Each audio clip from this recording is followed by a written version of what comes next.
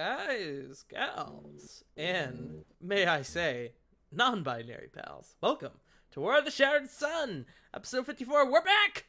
I was a bit sicky wicky last week, and so we didn't play this game that we love oh so much. I am your humble dumble master, the one and only pudding pasty farting tart, and I am here to cause chaos. Chose violence. I am here to choose violence. But I am joined as always by my lovely Cass, Punky our dog, who's not in the game. Oh shit, you're right. I know what you're doing something. Thank you. You're fine. Good. CG, Joe Mojo, Wolfstalker 16, friggin' Jeff Wast. I'm getting the shotgun and Bible.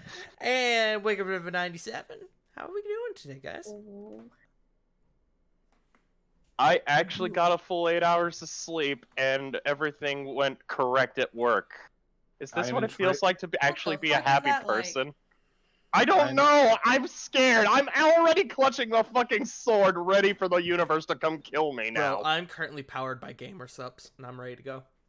Yo! What flavor you got? I got the Dragon Fruit Punch right now. Well, Nice. not at this exact moment, but that's the flavor I have at home right now.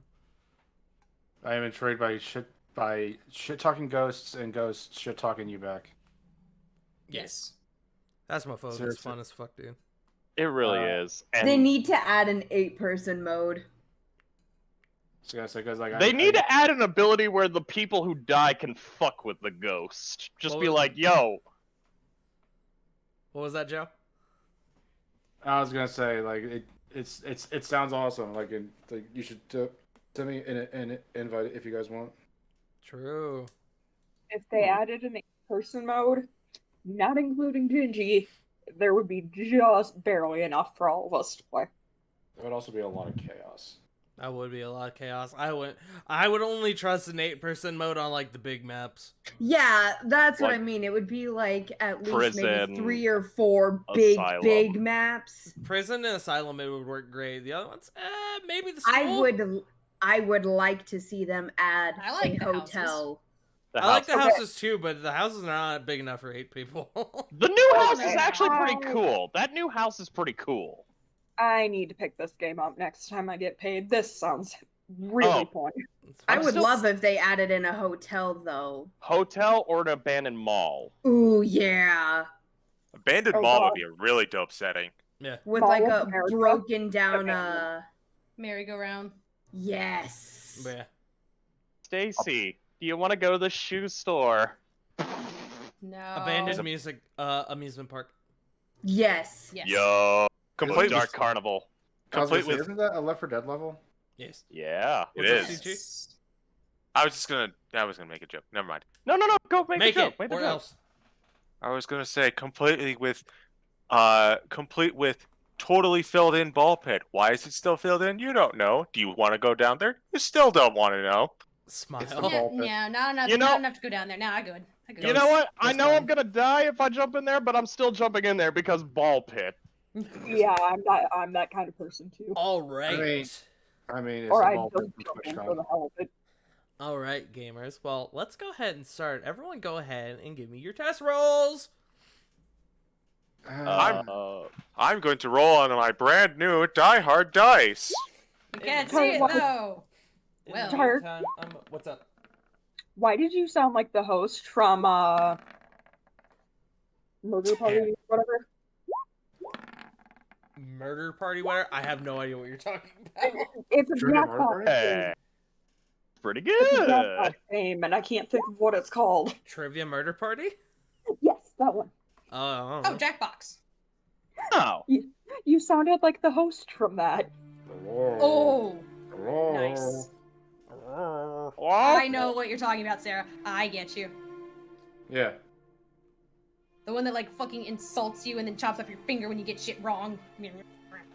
I'm Wow. both good and terrible at that game.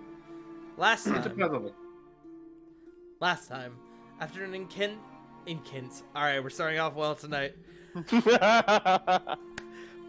Deep breath, reset. Last time, after an intense encounter with a black dragon, who you all determined to be a member of the Court of Dragons, Rogesh, who wasn't nearly as open as her brother Odim. After a short discussion, she seemed to put enough faith in you to allow you to take her cloak that you came to retrieve. Things then took an intense turn as you all made a clever escape from the Novum raptors that began to flood her now empty lair. You made your way out and began to make your way through the jungle again to escape the slumbering wilds. You found a single cabin that used to belong to a wizard named Gilgrim and decided to take advantage of the shelter and bunkered down for the night, the sounds of the jungle filling your mind. The next morning, you finished making your way out before meeting back up with Reno, who brought you all back to Dragon's Reach. You planned your next moves and handled a few spots of business in town, such as Lily, scheduling a date with a Miss Genia. Oh god. I already fucking... Kitake. I did a typo. I put an M at the end, and I was like, what the fuck is this name? I don't remember this name, but I was like, wait, there's no M in this name. Apprentice Taylor Gretia Maryhorn. You gathered your things once more and moved out once again. Before we move on to the next scene, I need to rewind a little bit and do a scene with Kore, actually. So, rewinding a little bit, after you guys began to separate, after your meeting determining what you guys wanted to do, Alice expressed her desire to speak with Diana after the meeting. And Diana went and did that. Kore, you stepped away to sort of go and join them in whatever they want to talk about.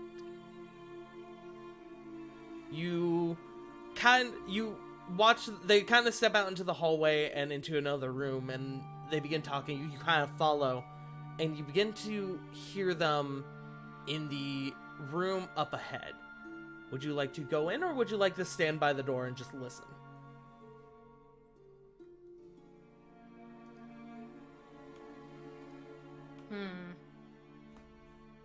And I didn't catch the name from my notes, I'm sorry. The meeting with Diana? A meeting with Alice Bloodwing.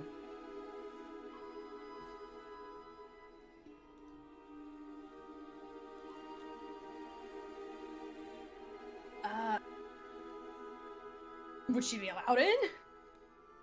Only one way to find out. If you want, you can make a perception. Hold on, have they gone in yet? They have gone in. You can hear them talking. If you want to, you can make a perception check to try and figure out what they're saying before you make a decision. What's up? What kind of floor is this? This is in Dragon's Reach. This isn't in the castle. So what kind of floor, though? It is a tile floor with a rug. What color tile and rug? It would be like a white tile and a red rug with like gold trim. The room, more specifically, the room they're in is a room with a couple like bigger rugs that cover up the room. It is a room with a balcony view out to the ocean, and it still has the white tile. Ah. Can Kore go outside and wild shape into a seagull? If we're near the ocean? Sure. And then just chill on the balcony and listen? Sure, yeah. You can absolutely do that. Make me a perception check.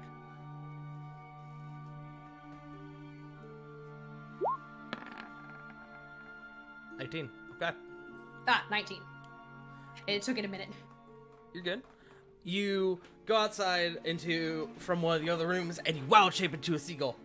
And you flutter on over to the room that they're in, and you kind of just begin to listen in, and you hear Alice saying, "So far, your mother has been helping us make leaps and bounds in this research. It's frankly astounding, some of the things we just weren't able to find without her help. Honestly, we're beginning to reach the point where we may be able to consider a cure." And Diana goes, That's amazing. That's truly incredible. I'm so happy for you." And Alice, kind of relieved, goes, "Thank you. It's It's been a long road, but I'm really happy we were able to have gotten this far, and again, your mother has been such a big help. And Diana just kind of smiles and goes, that's really wonderful. I'm glad she was so forthcoming with this. That she was so willing to help.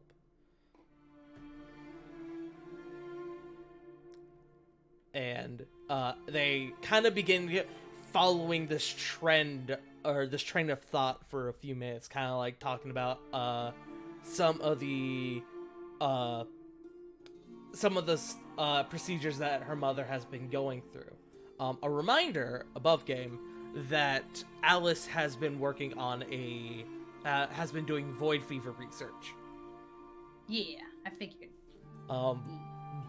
But you're able to, after a few minutes, you're able to kind of get the impression that Diana met back up with her parents, and after the gala, and her mother volunteered to take part of it in Alice's research, and things are going well.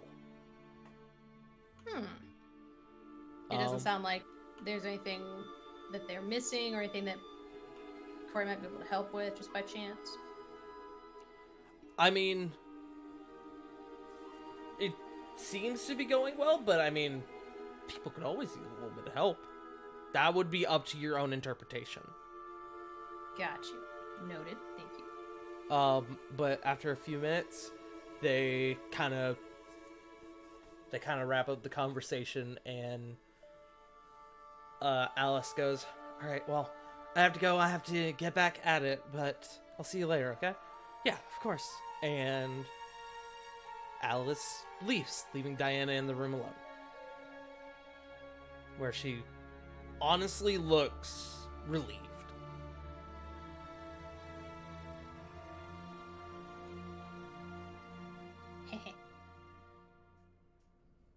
Corey's gonna hop down from her spot on the balcony and like do the little seagull hop, like every now and again, and just peck at like the floor and like start pecking at the carpet inside. She kind of looks over at you and goes, "What are you doing there, little friend?"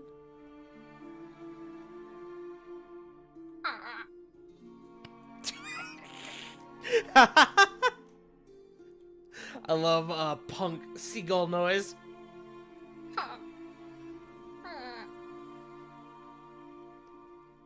Look, if I tried to make the fucking high-pitched noise, Scrah! I would piss off my neighbor, my boyfriend, and my cat all in one go.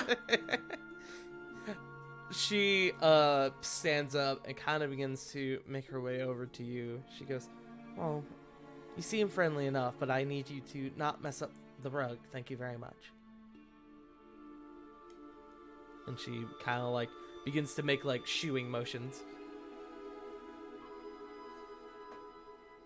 Corey can she hop around her? Like in a circle? Yeah, absolutely. Or like around her, like just like sidestep her, but like hopping? Yoop, yoop, yoop. Yes, absolutely. You go around her and she kind of watches you. She doesn't seem to like try to stop you. She just seems kind of confused, if anything. Were they talking at a table? There were just 2 chairs in the room. This looks to just be kind of like a living area. There are like some bookshelves and like there's like a little like seating area. That's where they were. Oh, there's no lamp or anything. I mean, there Or would any, be like, knickknacks or anything on the tables. yeah, there would be like stuff on the table. Why are you gonna knock shit off the table? Yes. She'll just hop up on a chair, look at her, tilt her head one way, tilt it the other way, hop up on one of the end tables, look at her, and then kick off. Fuck, what would be something small that would probably be on an end table? It would book? there would be like a book on there, maybe like a candle and like the little like holder. It's not a lit candle, is it? No. Ah, okay, good. She'll kick off the candle. Okay. You kind of knock off the candle and she goes, "Hey!" And she comes over and begins like more vigorously like trying to like shoo you away. And she comes over and she picks up the candle. What do you do?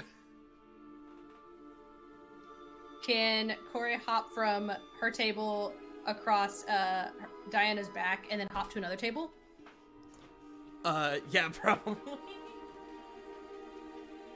on. My puppy has entered. Damn it, Nugget! Stop interrupting seagull shenanigans! Well, I didn't know Untitled Goose Game was 2-player. So, one more time, you wanted to hop over to like another table? Hop like on Diana's back and then get to another table. Okay, make me a dex check. Just to make sure you don't eat shit. Hold on, I have to look up a fucking seagull stats. I didn't have that. If you can't find a seagull specifically, you just do like a hawk, which I think hawks have like +2 dex. There's a laughing gull. Sure.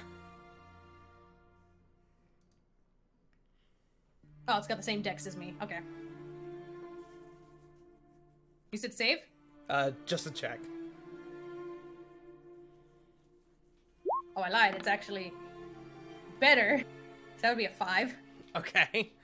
You kind of like hop up to like hop onto her back, and she like spots it, and she actually like straight up like grabs you out of the air. What are you? No. I'm sorry. Wildly.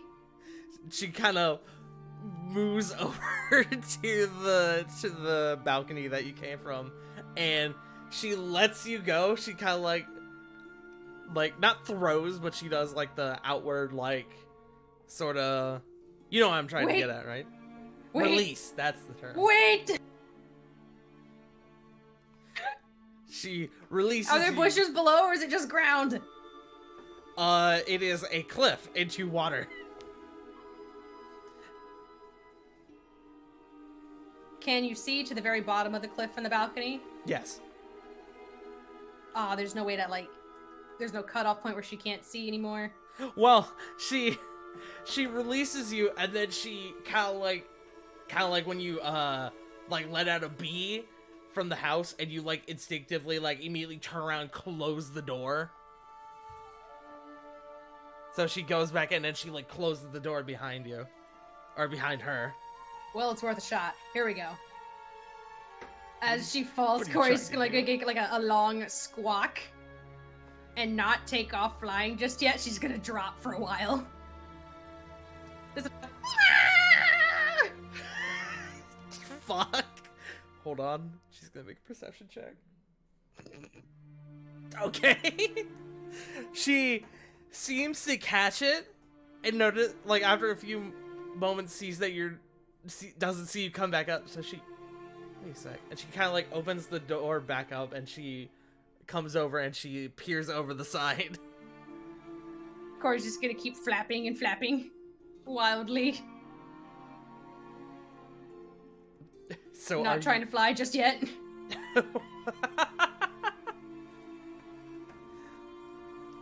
She looks on in horror as the seagull plummets in the sea.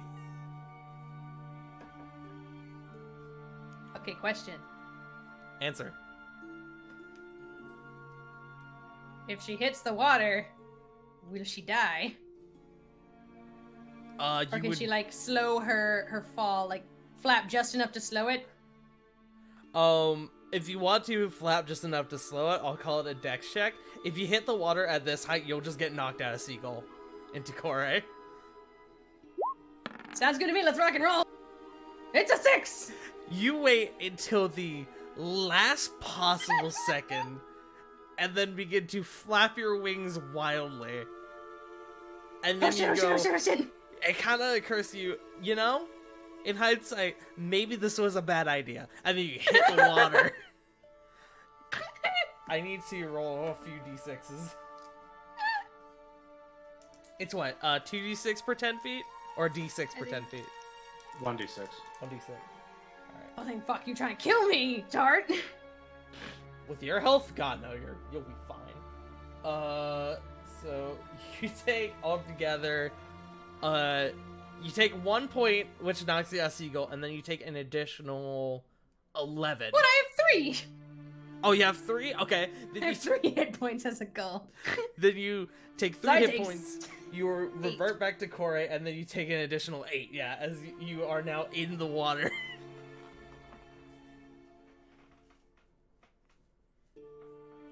And do you, you kind of come up to the surface, and Diana sees you, and she goes, "God, I should have known. I should have known. I should have known." She calls down Core's to gonna you. look up. Core's gonna look up real confused at her, and then just like look at the water. Did I just see a bird fall into the Diana? What are you Deception. doing to birds when I'm not around? Deception check disadvantage, because this is not a spot you should be in. Damn it! What do you mean I'm a water? I can be in the water. Fuck you. Yes, but you were like in a very like weird section, like behind the castle.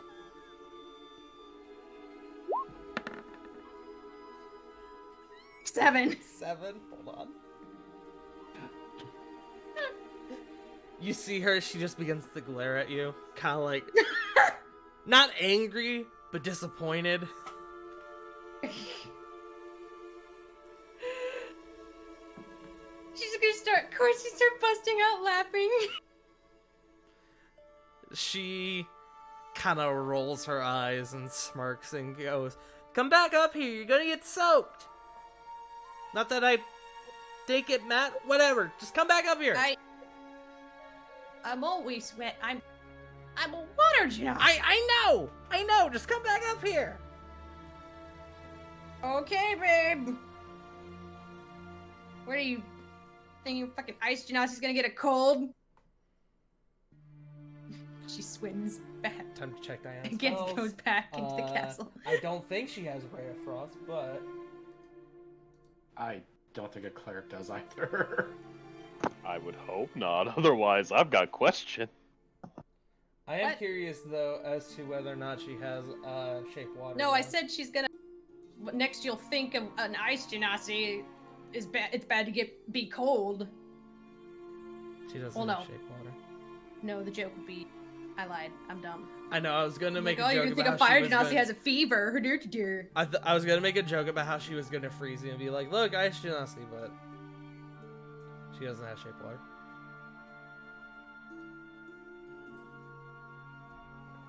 So, do you go back up to see her? Yeah. Okay. You kind of make your... do you wild shape or do you, like, go the long way around? Because it's a bit of a swim to get back around. I was just saying she takes the long way. Okay. It takes you a few minutes, but you eventually come back around to, like, to the shore and go back up to the front of the castle, come back through, and you find her in the same room, and she goes, "How's your swim?" Easy. It's a lot easier when you don't have to pop up to breathe. That's... She kind of, like, pauses for a second. Oh, yeah, I guess that makes sense. Well, still.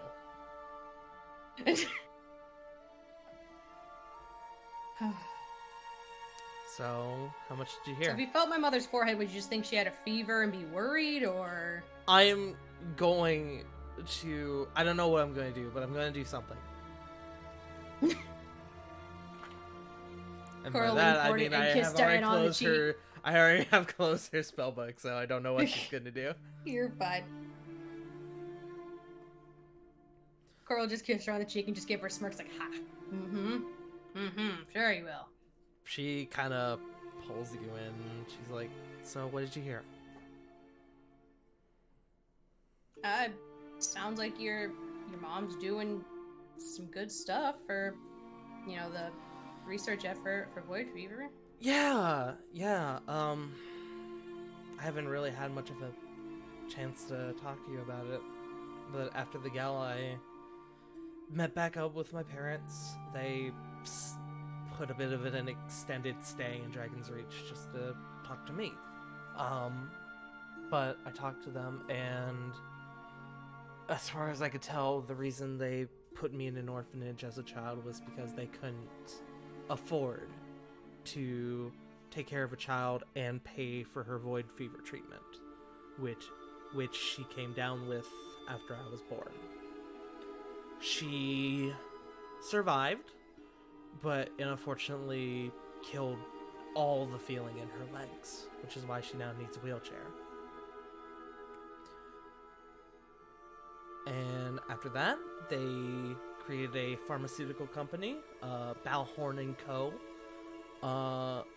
and they have been trying to help people. And when I was talking about how I have a friend who has been doing research on void fever, my mom was very willing, almost excited to volunteer whatever help she could offer. And she's been over there with Alice ever since. Well, I say ever since, it hasn't been that long, but you know what I mean. Yeah.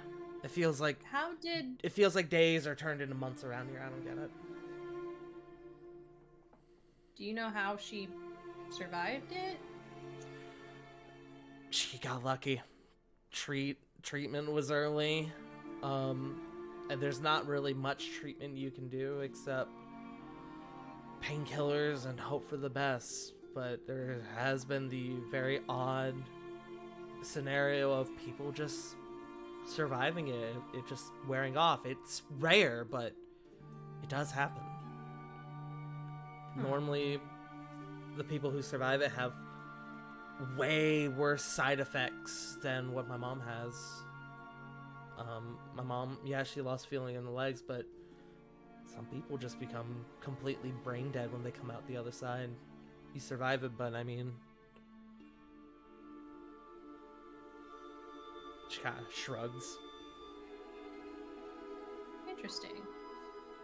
So she got really lucky, and now she's trying to put forth what she can, which is really good of her. Yeah, it really is. I'm sorry, I didn't mean to intrude necessarily, but No, it's I figured it's you would okay. tell me these things anyway. Yeah, absolutely.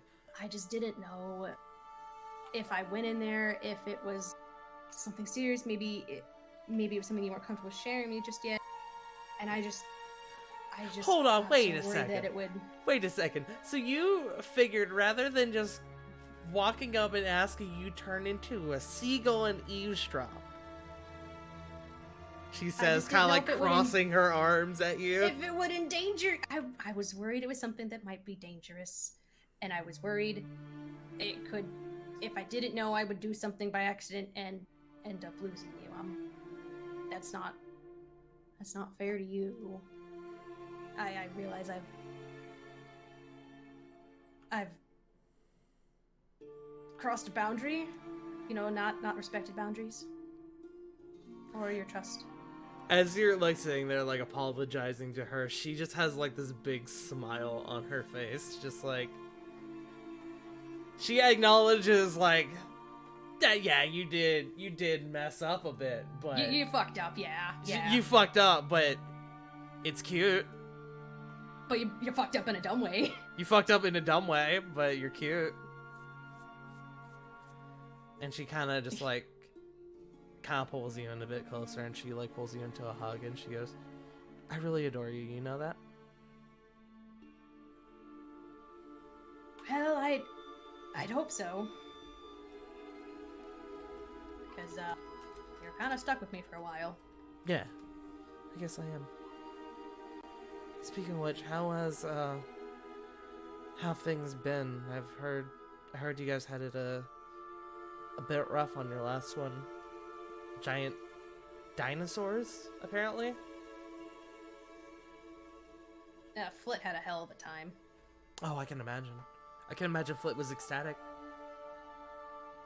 I'm trying real bad not to go. Ah. You're good. I...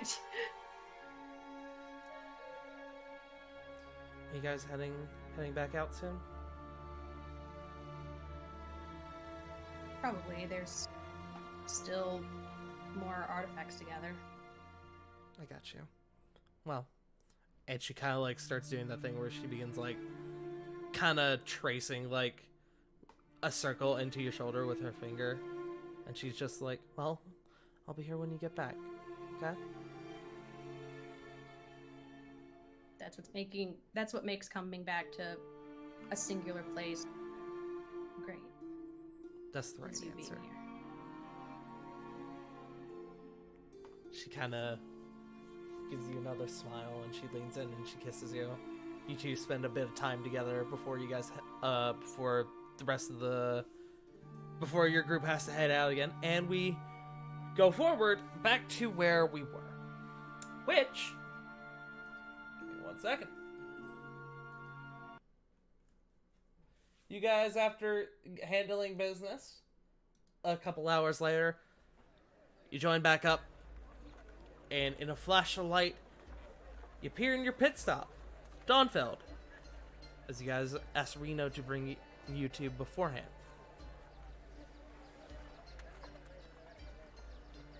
With that being said, what would you guys like to do?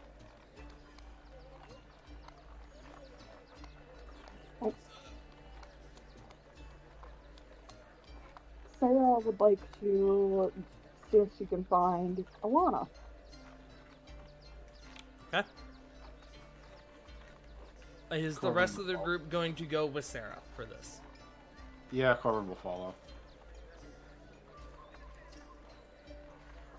I'll stay back in Dragon's Reach. Well, you guys are going to go to your next destination from here. Oh, okay. Everybody is there. Yeah. Just, if you want to go to the orphanage, you can, or you can do other stuff in town if you want. I understand now. I'd probably be dragging Flit to get some warm weather gear for them. Okay, fair enough. I already have. Okay. We are getting you good boots, and maybe a cloak or 10. Flick comes back with like a turban. That mental image I love. Turban Flint? I love the mental image of Flit wearing a turban and Toshi hiding under it, like fucking Ratatouille. A turban, but the fucking Rovon's idiocy just comes back with a tarp. What about the rest of the group? What about Lily and Corey? Does Dawnfeld have a dress shop? Yeah, I probably would. There would be a couple tailors in town. Lily would like to find just like some kind of clothing shop or dress shop. Lily wants to get something nice to wear on her date. Okay, easy enough. I'm going to, for you, I'm just going to call the price a flat, like, 30 gold. You determine, I want you to come up with the idea for your dress. And you can take it as long as you like, but just whenever you have it, just send it to me. Sound good? Okay, perfect. Unless you wanted to And- do a scene with it, which I can do. No, it's totally fine. I just wanted to find a dress. Alright, cool. Corey, what about you? Oh shit, another dress. Wait. Do Corey and Lily want to go dress shopping together?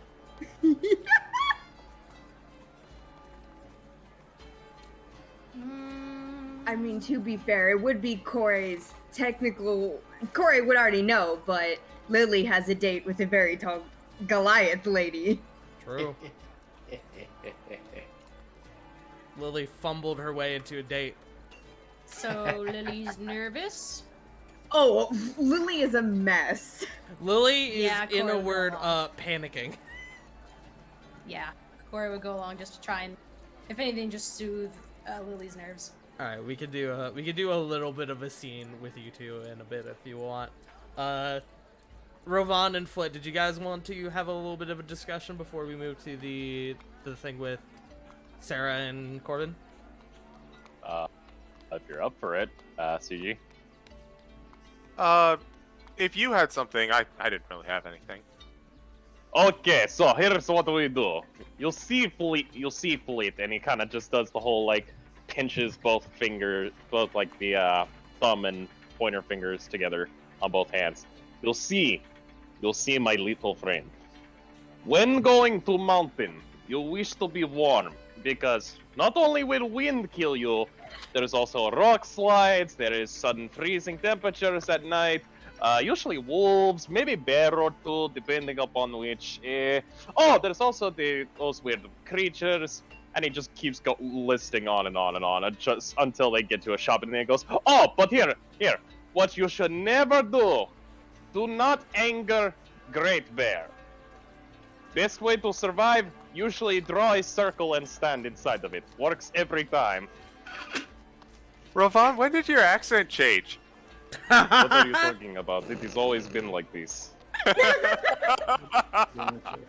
Privyat, I require samichki. I'm sorry, that was just right on the table. No, I love you.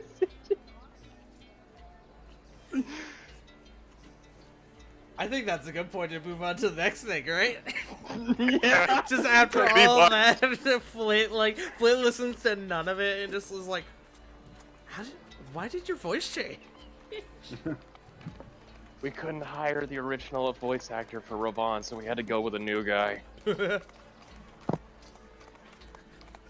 Alright, we're gonna actually cut over to Lily and Corey, who are dress shopping right now. Take it away. I don't know how I manage this. Oh, man. Adorable. Corey, you should have seen her. She's so tall.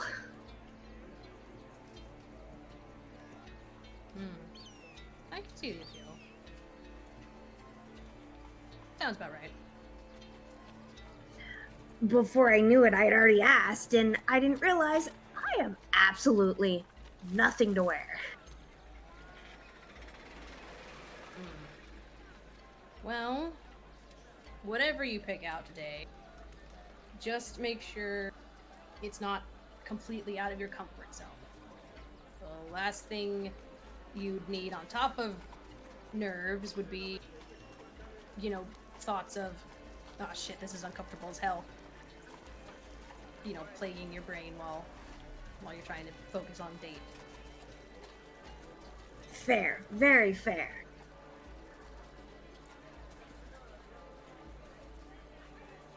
But also, I do have a dress picked out, Tart.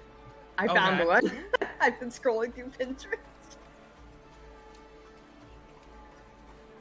Get off of that phone. It's dangerous. Ooh. That was nice. I feel goes really well with her pink hair. Ooh. Yes. I like that. That's cool. Hell yeah. I support. Wait, so Tart, are we Yes. taking Lily to the shop that we got our shit at before the ball? No, or- this is in Dawnfeld. Oh, that's right. Lily may have been in the shop because she's from here, but this is not a shop you guys are familiar with. Gotcha. Sarah's not there, but would Sarah be familiar with it?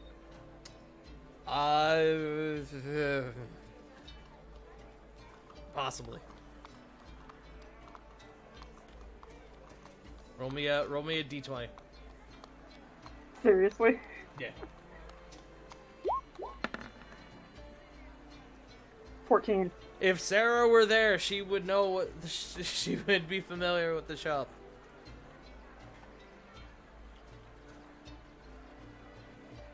The shop is called Shop Name Generator. Well, I guess I can explain the dress I picked out. While perusing, Lily picks out a very pretty dark green lace dress with a halter neck, and it is in a high-low fashion, so it's shorter in the front, longer in the back. As the dark green would go very well with her light pink hair.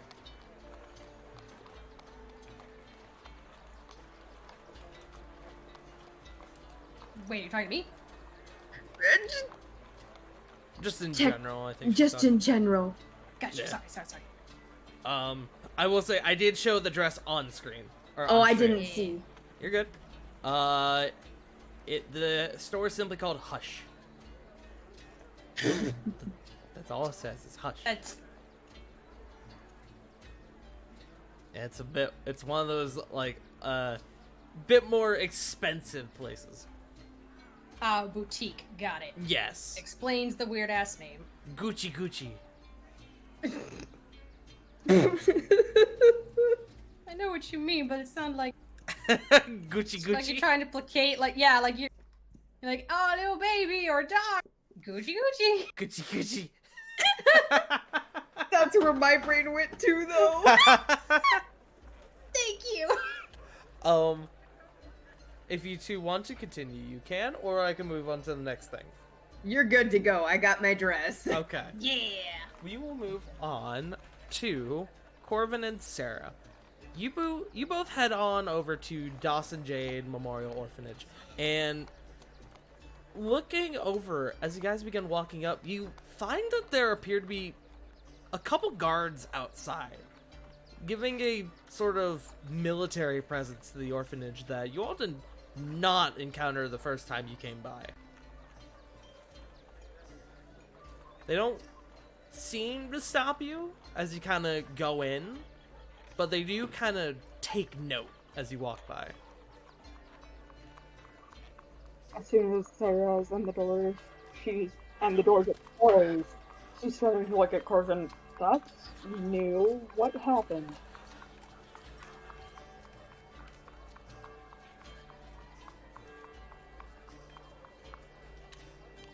Joe had to mute. I think he had to step away for a second real quick.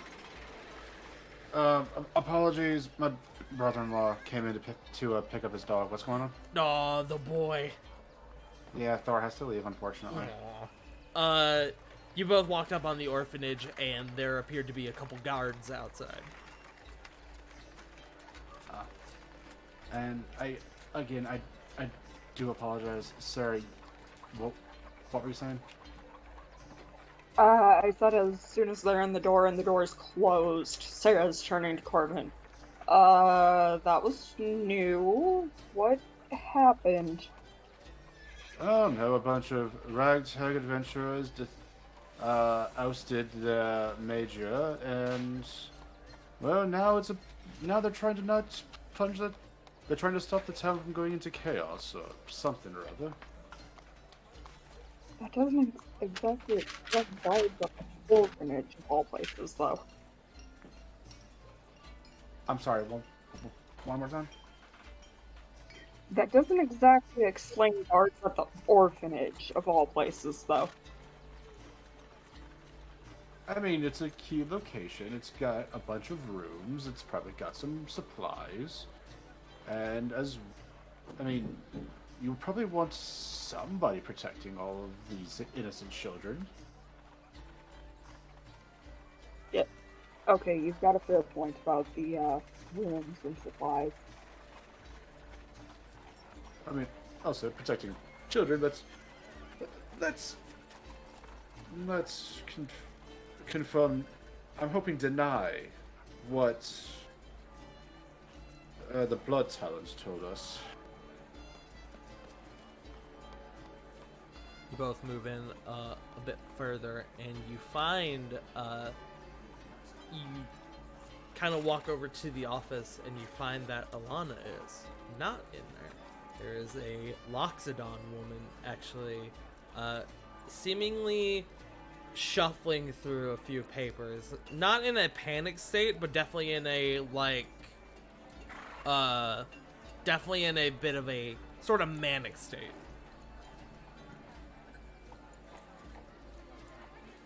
Knock, knock, knock, knock, knock, knock. Oh, hello. Please take a seat, and I'll be with you in just one moment. I'm so sorry. She looks a bit flustered as she kind of turns to you. Question, Tart. Yes. Has Corbin seen a Loxodon before? Or even an elephant in this regard? That is a good point. just roll me a d20. Get. Both of us, or No, I'm gonna say just Corvin. Corvin, you have heard of Loxodons before. You've never seen one, but you definitely know about them. Okay. Just had to double check because. Yeah, of course. I'm not- Feywilds, I'm I not get from it. this- Yeah, I'm not from here. So yeah, Corvin's just gonna kind of sit right on up, and just I guess wait. Sarah will stay standing.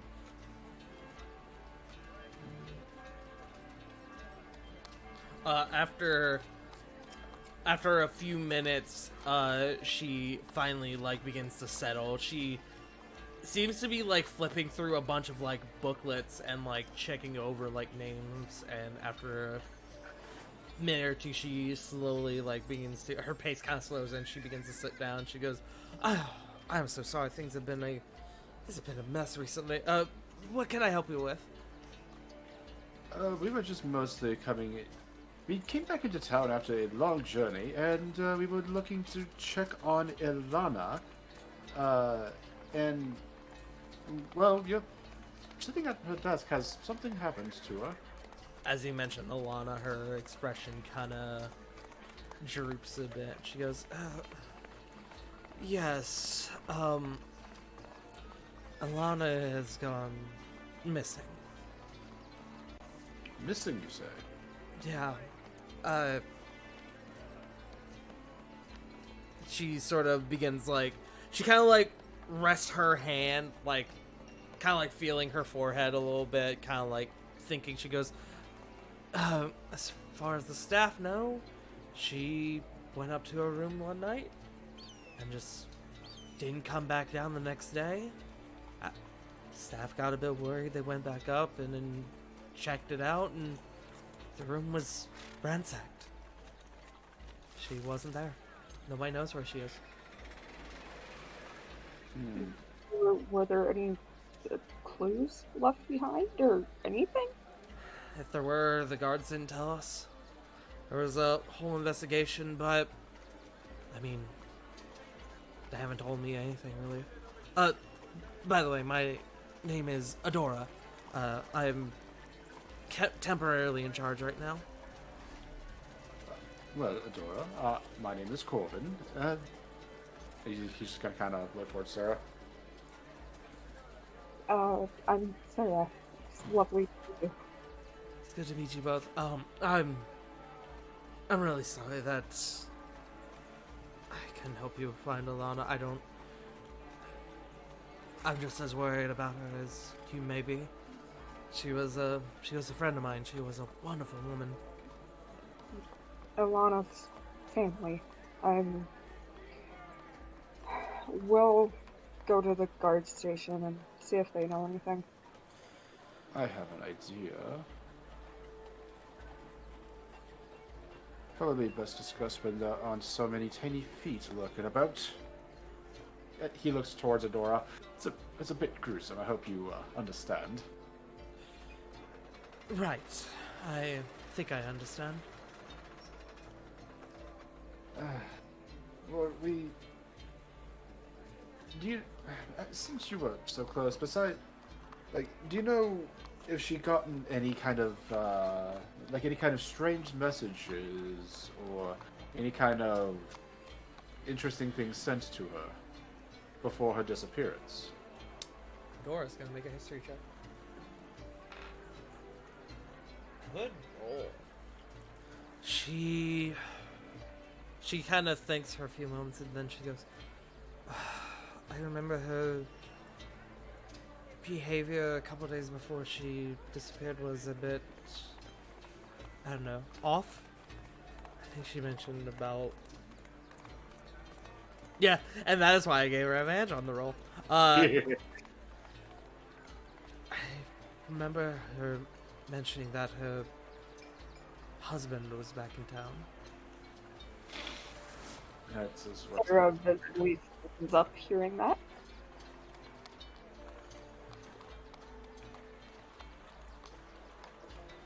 And that is what I was afraid of. But why? Should we be worried about something? She seemed to have mixed feelings from what I remember. She seemed happy, but at the same time, I don't know, conflicted? Seemed a bit, I don't know, paranoid?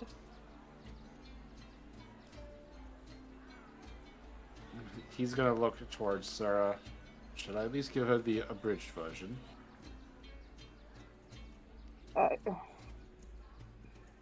Ilana was the runner of this orphanage. I think it's best that Adora knows at least what we think happened. So Corbin kind of sits up.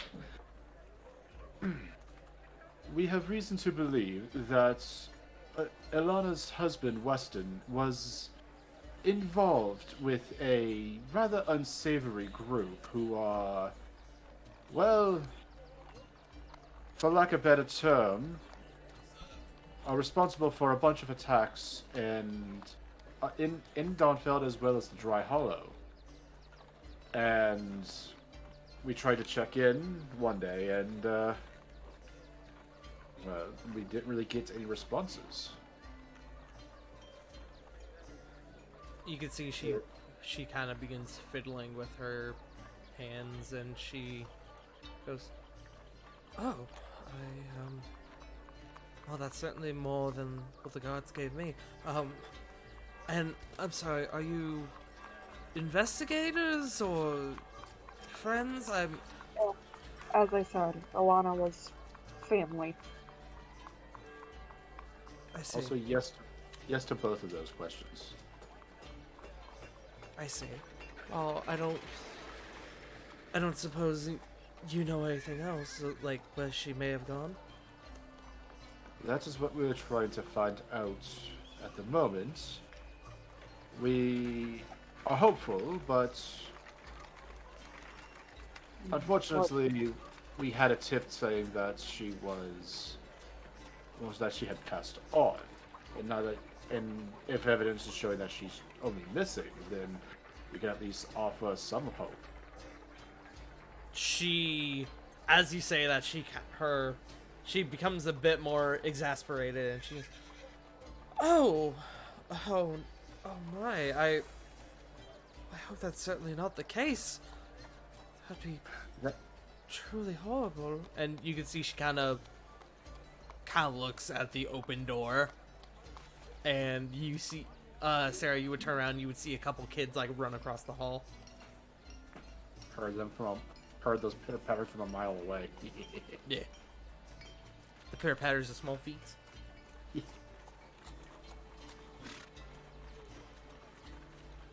Well, I mean, if you're investigating, you can go and take a look at her room if you want. We haven't touched it, and in the event that the gods come back to look at it, so you're welcome to it. Has anything been? Would you know if anything has been touched in the room, like since the initial disappearance? If anything has, it's gone under my knowledge. I know that they moved a few things around during the investigation, but as far as I know, nobody's been in there since then. And she begins to kind of fiddle with her pockets, and she pulls out a key ring, and she goes, I can take you up there if you want. That would be fantastic. Thank you. She stands up, and her, with a bit of a brisk pace, walks you over to Ilana's room, and she begins to fiddle with the keys. She almost drops them at one point, but she sticks the key in, and she unlocks it. She opens up the room, and you can see that the room is... It's a fairly simple room. There's like a bed, a bookshelf, a desk, kind of like base. It's very like, what's the word I'm looking for? She's got the necessities, but that's pretty much it. And it's it's a bit of a mess. You can see that there is a spot where the window appears to be broken in one spot, and there's a bit of like a sort of makeshift patchwork to kind of seal it so like rain doesn't come in. There seem to be a couple things that have been like knocked over, but she said the room was ransacked, but it seems like this is nothing more than maybe a small scuffle, if anything. Like, is it like as minimal as like a chair is tipped over or something? Like, stuff has been knocked over, but the only thing that's truly broken is the window. Stuff has been knocked over, stuff is where, like, across the room, like, where it shouldn't be.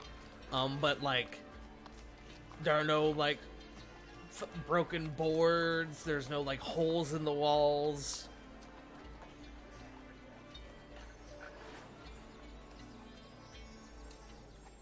Pillow on the bed is, like, across the room by the window. But, again, the only thing that's, like, truly broken is the window. Corbin will turn to Adora. I understand this has to be hard for you, and I do thank you for letting us in. We will take a once over and hopefully find something shit, I have something. Hopefully we will find something that will at least point us in the right direction. Okay, thank you. I will be in my office if you need me. And she kind of takes the key off the ring and she goes, please lock up and bring the key back whenever you're done. We will do just that. Thank you again. 1 second, just gonna change the music.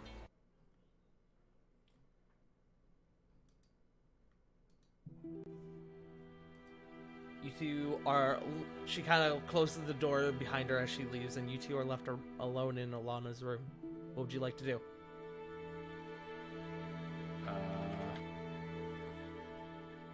Investigate.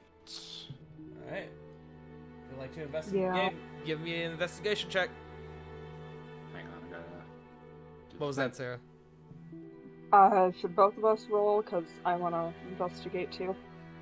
You could both roll, or one of you can give the other advantage. Your call. Joe, what's your modifier? 4. I'll give you advantage. You sure? I have a 0 in it, so yeah. Seems fair enough. Investigation. Thanks for the advantage. 14. I saw that one on the dice, and my heart, like, palpitated for a moment. You begin to kind of comb through the room, kind of taking into account all the aspects of what has happened, and after a few minutes of searching don't really turn up too much, and then you begin to kind of comb through the stuff on the floor, and you notice that there is a candlestick that, upon further inspection, has a bit of blood on it. Not a lot, but enough to where you could, upon looking, you could be like, oh, that's blood.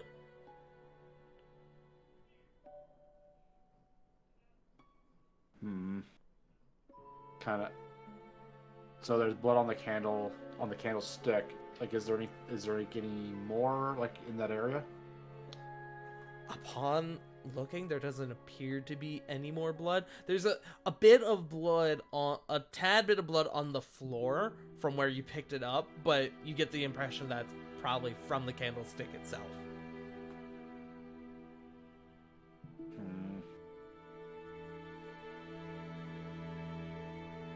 I kind of just point it towards Sarah. I don't touch it at all. I just kind of mention it. I found a bloody candlestick on the floor here. Weird. You think? I'm not sure if this was used as a blunt weapon or something. The other thing you discover with your investigation check, you notice there's no glass on the floor. So there's no glass where the window was broken. No. Would you say it's as if the window was broken from the inside? That's what I was thinking too, yeah. You could probably gather as much.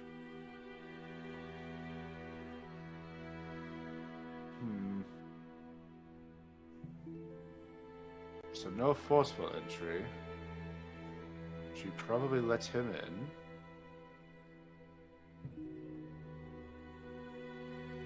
But why break out through the window? Maybe there was a fight and Weston's firearm went off? Yeah, that's... the bloody candlestick would definitely suggest that. I'm guessing she probably tried to beat him over the head with it. I mean, I would. Yeah, same, but...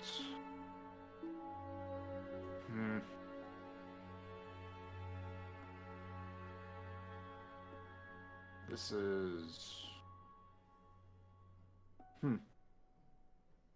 I was afraid to try this because I was afraid about what the outcome would be, but I can try to send her a message. You can try if you want.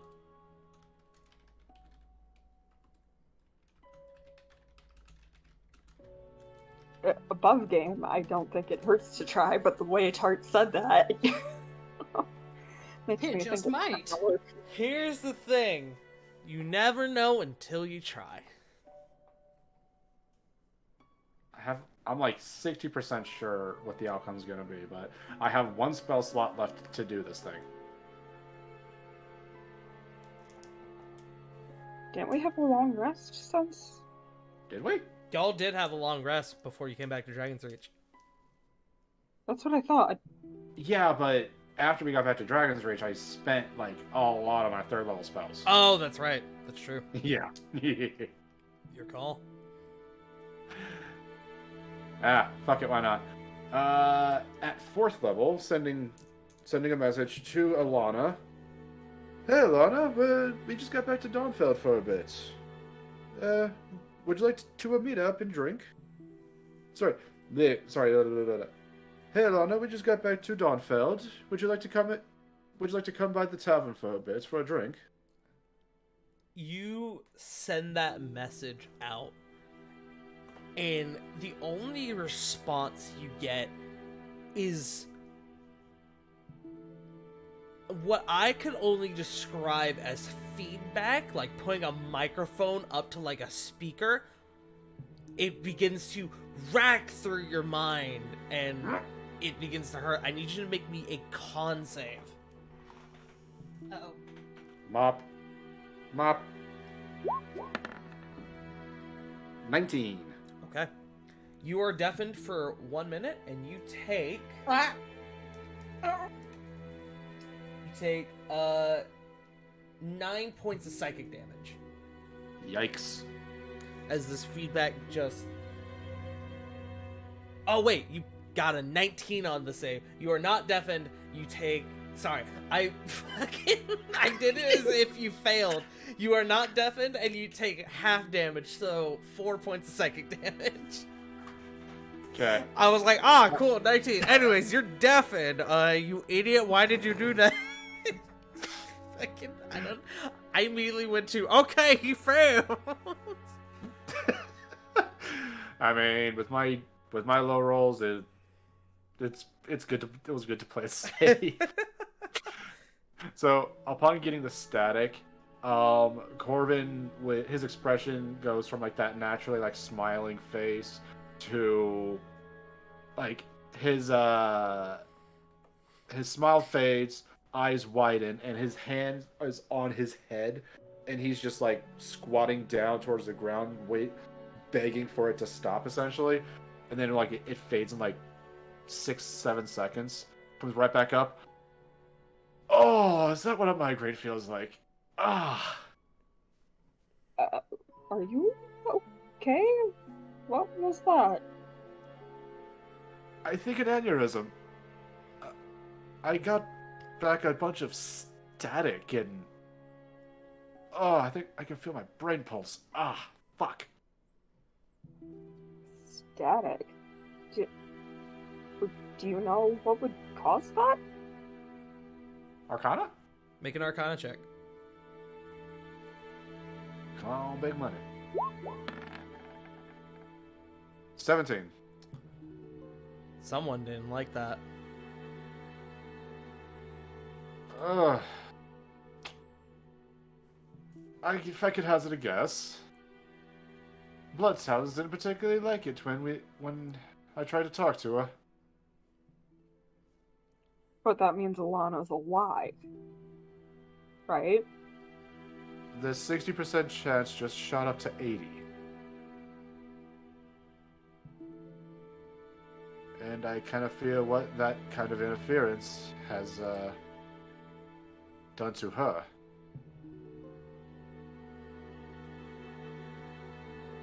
We should meet back up with the group. Of course. Yes. If you don't Yeah. think there's anything else in here to be found. Not particularly, but just give me a... Okay, I'm good. You both leave the room, lock it up, bring the key back to Adora, and she goes, thank you both for stopping by. If you need to come back and ask any questions or get into the room once more, just all you need to do is ask. It was enlightening. We do thank you for the opportunity. We may come back, but I think we got what we came for. Thank you. I hope you find her. I hope we do too. You both head on out, and the group meets back up. You meet back up with Reno, who has just been kind of doing his own thing. Are you all ready to go? Or is it time to go to the Ashen Vale? Reno, I've got a question first. Yes, of course. Corvin sent out a sending message to the person we came here looking for Mm-hmm. and got static back as a response. Do you know what would cause that? It was definitely some mind-numbing interference, to say the least. Reno kind of squints his eyes a little bit and thinks for a few minutes. Well, chances are the person that you have tried to communicate with is either in a location where magic doesn't follow the natural rules, or someone intercepted that message and put a stop to it forcefully. How is that even possible? Sending is like more of a direct message to someone, to the other person. How can that be intercepted? How can they expect that to come? Well, they would have to either know that the message is going to come, or they would have to develop some sort of method to automatically intercept it at any point, which is not impossible. It's not very common, but anything is possible with magic. Do you think our friends at the Hellfire Assembly would have the ability to do that? He thinks for a moment and he goes, possibly. I wouldn't expect the standard member of the Hellfire Assembly to do it, but perhaps somebody with a bit more proficiency in the arcane. Like a certain redhead. He kind of just rolls his eyes and does the what-do-you-do motion. Like a certain redhead. I hate this woman. I know you do. I'm sorry you both didn't find the woman you came here to, well, find, but unfortunately I doubt there's much we can do for her in our current state, so...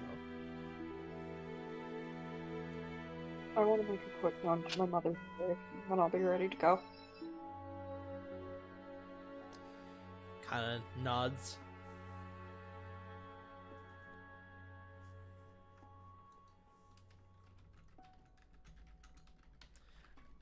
After you go and handle the business with your mother, and then it takes a little bit, not terribly long, and then you come back, and the group, I assume, is ready to move on to our next location. Yep. Yep. Yee. All right. With another flash of light, you all are warped to the Ashen Vale, to a location that you all are actually familiar with. As you arrive at the Animus Sanctum. Ooh. Hell yeah. You all arrive back in front of the sanctum itself, in front of the Grand Monastery, and you look up the stairs and you can see the grand structure before you. And Reno kind of just begins to walk up the stairs, up to the monastery. Following. Sam. I didn't think we'd be this close. Yes, I didn't want to run the risk of burning a higher level spell and potentially being off target, so this seemed like the safer option. But it is only about a day and a half's journey. It should not be too much of a problem for your group. Oh. Oh yeah, that makes sense. Assuming you don't run into our Cathion again. That would be quite unfortunate for you, yes. Or cat what? I just didn't hear it. Or Cathion, the large rust-colored dragon. That's it, yeah. Sorry, I just heard something that sounded like cat, and I was like, wait, what? No, I want this one. that doesn't sound right. Got you. I want that one. Yeah. You all begin making your way up the stairs, and eventually the monks of the Animus Sanctum kind of catch on to you all, and they don't surround you like they did the first time you guys came, especially with Reno there. Grandmaster Orda. Grandmaster Orda actually comes out and he goes, "Ah, we're all back. It's good to see you again. And you brought dear old Reno Kairos. How are you, friend?" And they both kind of come up to each other and they share a hug. And Reno goes, "It is good to see you, old friend. My friends here would like to spend a bit of time here, gather a few supplies before they move to the Wyvern Boneyard, if that is all right." And Grandmaster Order goes, "Of course, we can provide them with a guide if they wish, or any supplies that they may need." Reno looks at him and goes, "Wonderful. In that case," and he kind of turns to you, "I shall take my leave. They will be able to now tell you where you are going and give you anything that you may need. Let me know when the job is done and I will come retrieve you."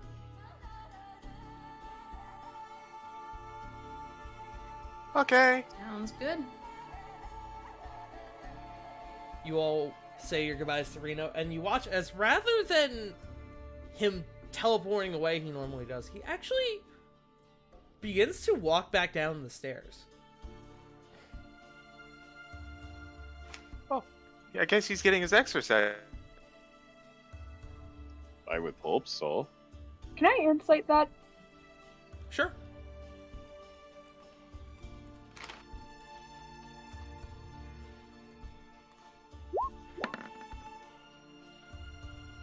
$16.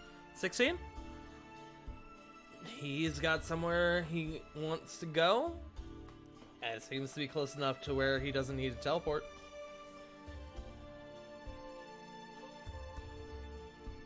What? As to where, who knows? Oh, sorry. No, you're good. Did it come through? Do I need to repeat it? No, you're good. Sorry. Okay. I just realized my earbud was like half falling out. I was like, why am I not hearing it? I'm so sorry. You're fine, punk. Grandmaster Orda kind of looks to you all again, and he goes, well, it's good to see you all again. Please come this way. We can gather a few supplies for you, as well as make you a bit of a route for where exactly you're heading.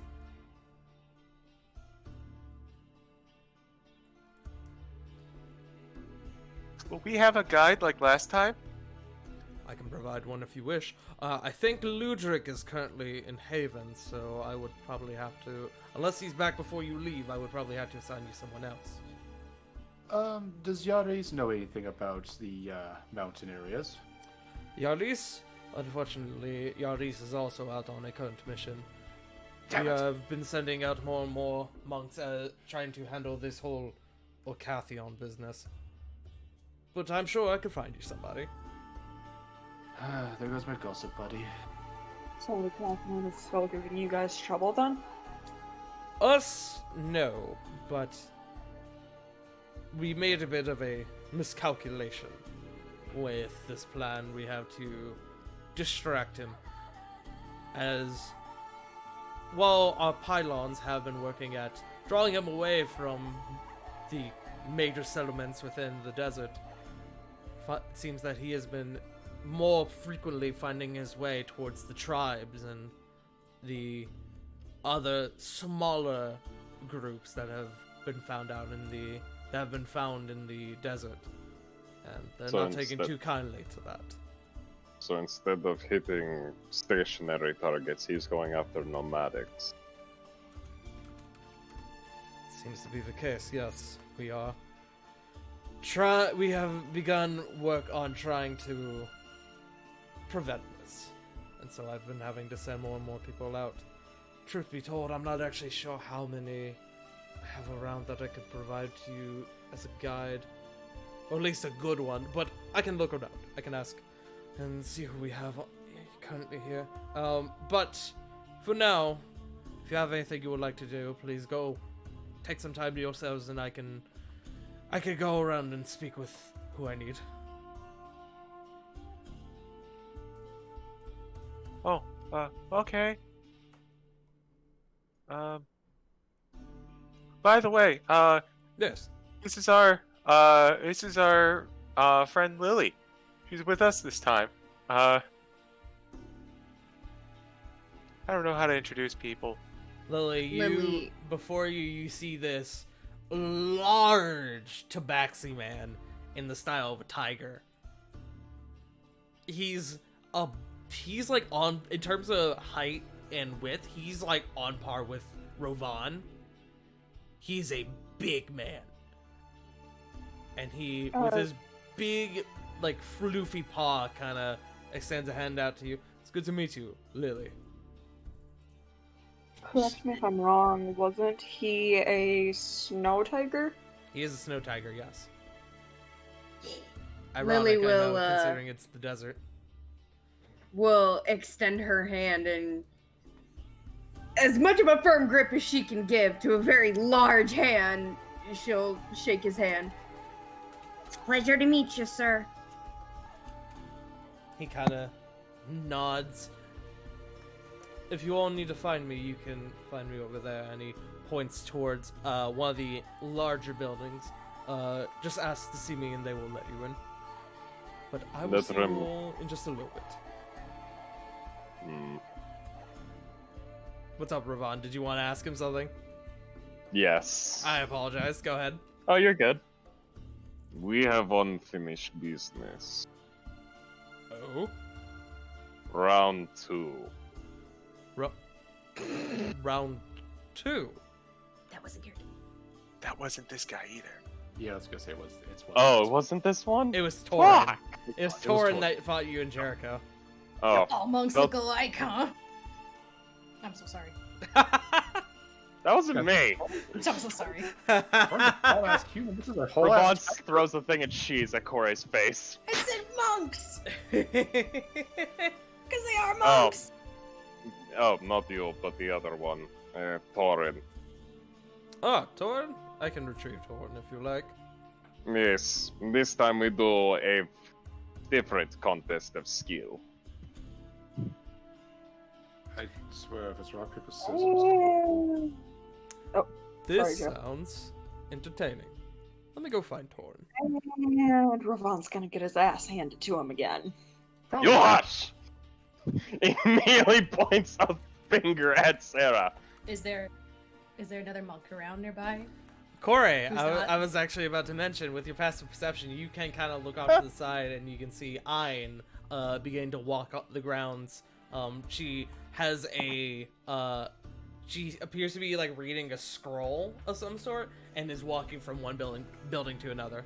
One of the smaller buildings. Interesting. But she was more looking for someone around, like staying around, like while we were having this conversation.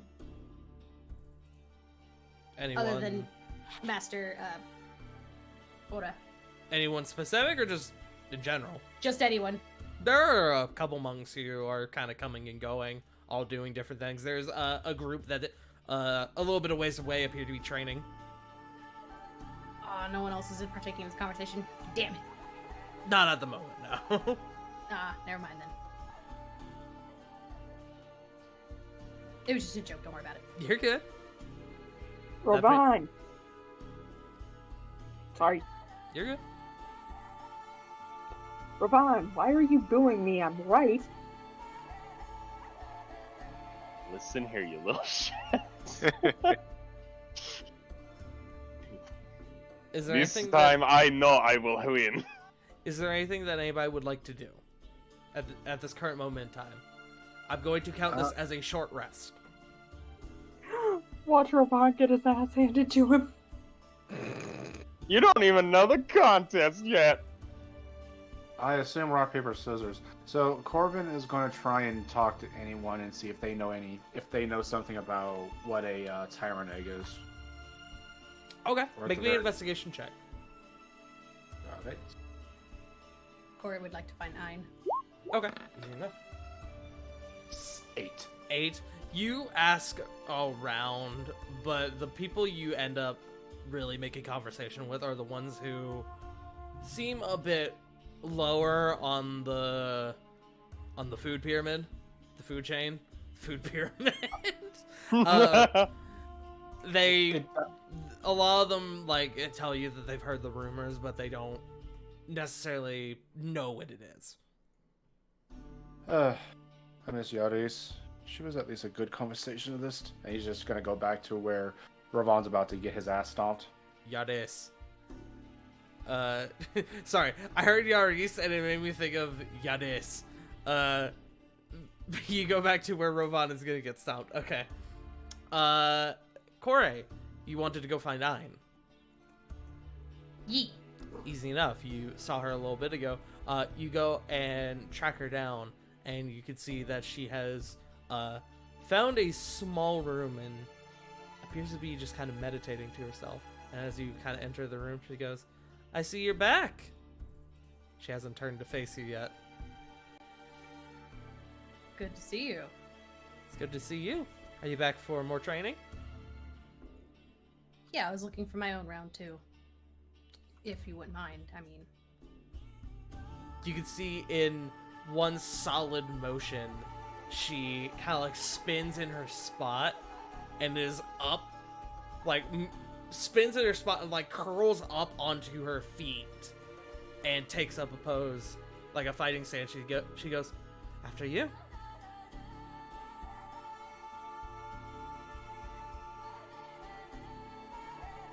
Is that where you wanted to end it? Because that's it. I don't know. That's up to you. Did you have anything else you wanted to say to her, or did you just want to train? Nope, she's just gonna really just drop down to what I imagine she'd have seen, which would just be like a brawler stance, you know, from Okay. being out, not in cities and running like brigands or whoever the fuck. Yeah, easy enough. You and Ein go a couple rounds. She teaches you a couple of things, and you become slightly more proficient in your unarmed fighting. This is another way of saying that you can take more monk levels if you wish. Or at least you have a proper excuse to take more monk levels now if you wish. Ravon, after a few minutes, you hear someone call out to you, Sionis! And you look over and you see Torin with Master Orda. Master Orda is kind of like standing off to the side a bit, and Sionis, and Torin looks at you and goes, I heard there's to be a round 2. There is, and this time, there will be a different outcome.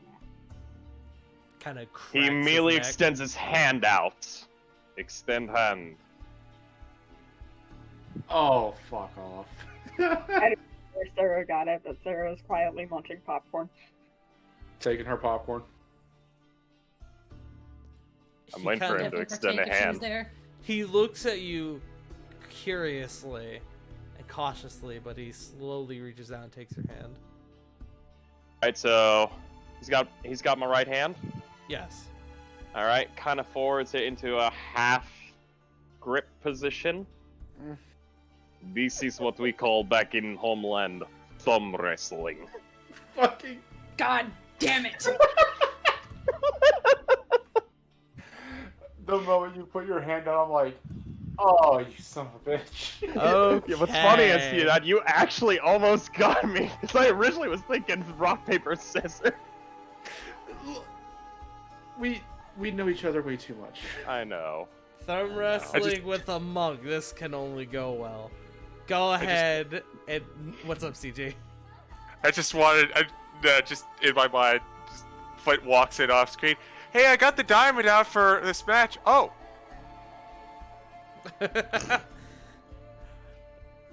Ravon, go ahead and give me a sleight of hand check. Oh, it's a sleight of hand. Okay. Sleight of hand check with your strength modifier if you wish. Oh. Okay, so that's Okay, so wait. That's It's a good thumb question. war. How can I not call it sleight of hand? All right, so would that be okay? Because I have a 2. Would that be a 5 then, or a 7? I don't know. Yeah, but you just sleight of hand. Yeah. If you're using your strength modifier, are you proficient with sleight of hand? No, I am not. Then it would be you've got a 5 to your strength modifier, yeah. Yeah. So yeah, it So- would be 5. So what? Just like 1d20 plus 5. Yeah. Essentially a strength check at this point. It's the case. I'll just roll strength. Make it easier. All right. Watch me not 1. I've already rolled for Torin, so we'll see how this goes. Well, that's a 2. I don't know why the fuck that was on. Oh, now I remember. It says 7. Yeah. 2 I plus see. 5 equals 7. I see. So, you get into this like power sense of, yeah, I'm a fucking. He's not gonna see this coming. Why does my hand hurt? And you notice he has pretty much twisted your hand. It's not how you do it. He's got Ravon in the wishy finger hold. He's got you in the whooshy finger hold. This You is know- not how. Ravon actually just looks at him and goes, "That's not how you do it, though." Ravon, with you kind of look down and you can see he actually has pinned your thumb. Oh. Please in here, you little shit. Do you guys? This is a deep pull. Do you guys remember that one time that Samurai Jack and the Scotsman had a thumb wrestling contest? Yes. Vaguely. Yeah. Looks back up. Best 2 out of 3. Better luck next Oh. time, Sionis. And he lets your hand go, and your hand hurts. Like, you have to kind of, like, work it out a little bit, like, ah, fuck. You don't take any damage, but your hand feels like it was cramping, and he walks away. Ravon just immediately, like, okay, you know how, like, do you guys remember, Patrick from SpongeBob when he the one episode where he's just frowning all the time because of the friggin' love festival? Yes. That's Ravon's face. He comes over, knocks the popcorn out of everybody's hand, and just goes, I hate this place. I hate monks. I hate monks. Oh Wow. no, you talk Stupid shit, monks and with you stupid got big hit. stared dexterity, stupid agility, stupid bushy finger, fuck bush. Wow. Suck a Not blade. not what I was expecting, but still highly amusing. Munches on popcorn. Slaps cheese on everybody's face. Now floor popcorn. Ew, floor corn. Lily would That- just eat the cheese. You eat the cheese. It's a little sandy, but you eat the cheese. No regrets. Is there anything anybody else would wish to do, or do you guys want to meet back up with Orda? Not me. I got that. We don't have to roleplay it. I guess I'd like to listen in on more about what's going on with Orcathian. Okay. Actually, I would too. Both of you make me perception checks. Again, for everyone, this would count as a short rest if people wish to take it. Just to roll hit dice or whatever you need. 14. 11. 11 doesn't really get you much. 14, you feel that the news of, the Wyvern... Not the Wyvern Boneyard. That the news of Orcathian has begun sort of making its rounds, around the monastery, and, there's actually, like, a small group who, seems to be in one of the buildings actually, like, going over the schematics of the pylons and like trying to be like, well, if we plant one on this mountain range, it could draw them away from X tribe, and then another guy will be like, no, if we do that, it will bring him closer to X tribe, and it's like, fuck, you're right. They seem to be hard at work. Okay. Okay. I'm just trying to decide what to do. Little Pokerhead in. Has he like actually attacked any of the tribes, or he just kind of like been around them? One of them counterings you. Well, he's come and gone. He seems to... He's taken out a couple of the smaller settlements, but the larger ones he almost doesn't seem to pay mind to them. It's actually quite strange behavior. It's almost like, I don't know, targeted? I can't quite figure out what the pattern is exactly. And he has taken them out. Like, he has completely attacked and destroyed them. He hasn't slaughtered any like settlements yet, but he will come in. A few people will unfortunately die, and a few structures will be destroyed, but he hasn't laid to waste any settlements yet, which is good, but we would like for none of it to happen if possible. Sarah's hearing all of this too, right? I'm going to say no. Okay.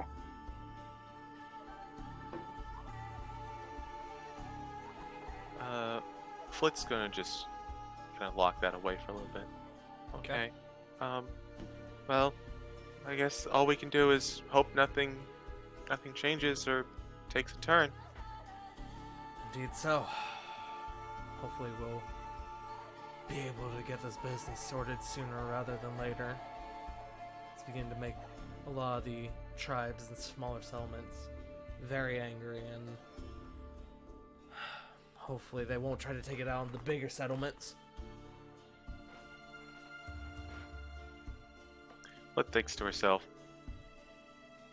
you know, dragons are pretty smart.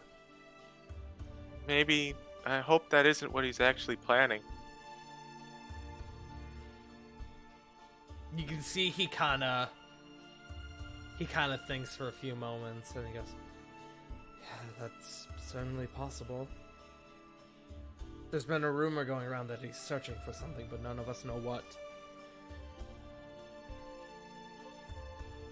Something in the desert. Hopefully not a tyrant egg. He looks at you and goes, tyrant egg? Well, that's heard what, of that's, it. I've heard that's of... what we're here for. So, she just kind of scratches the back of her head. Just hope we don't cross paths. That would be ideal. If you're heading to the Wyvern Boneyard for the Tyrant Egg, I recommend stocking up on anti-venom. If we still have any left, we should. Ooh, that's a good idea. And Flit's going to thank you for reminding me, and best of luck with your pylons. He kind of make sure to construct additional ones. I hate you. I fucking knew it. I knew it was fucking coming. I'm gonna. You can't slap leave with that on the actual table cheese. and not expect someone to pick it up. I'm Fucking- just saying. Fucking knew it. So, on that note, you all kind of meet back up with Master Orda, and he provides a few supplies for you, a couple tents in case you need them to stay in, some rations for a few meals, just in case, like, for a few days, in case, you know, shit comes to worse. And he gives each one of you a bottle of anti-venom. So everyone go ahead and mark down anti-venom in your inventory. Anti-venom. Flit's gonna pipe up. This anti-venom, do you know where it comes from? Like, what plants make it? I'm just wondering in case, like, worst comes to worst, and we're kind of in the area, and, like, there might be the plants that help us, I might be able to make it. It's a bit of a special concoction. We use it, we take a few of the desert plants out. If you find a few along the way, you may be able to... Hold on, let me see if I can find the recipe around here somewhere. Most of us know it by... Man, my fucking tongue just got so tied a second ago. You're okay, love. Most of us know it offhand at this point, but let me see if I can find it for you. And he goes off and he finds it. He finds the recipe and he marks it down for you. And it's just a mixture of a couple plants. It would take a couple nature checks to gather all of them. But he tells you that all of them can be found either in the desert or in the mountains themselves. Flit will make note of that. So, he kind of lays out a map for y'all. He goes, and it has like a route drawn on it. He goes, so I unfortunately don't think I'm going to be able to send a guide with you all, but thankfully you are not going very far, so you shouldn't have too much issue. We've got too much going on, and I need the extra hands right now. So, unfortunately, I'm not going to be able to send anyone with you. I'm deeply sorry. Well, that's okay. I think we can handle ourselves. You seem like a very formidable group. I think you all will be fine, especially, again, because you're not going very far. And he goes through for about the next hour, he kind of guides you through the steps of how to get from the point that you're at to the Wyvern Boneyard. And it's fairly straightforward. A couple, like, sharp twists and turns, but in terms of danger, it seems to be fairly minimal in terms of the route itself.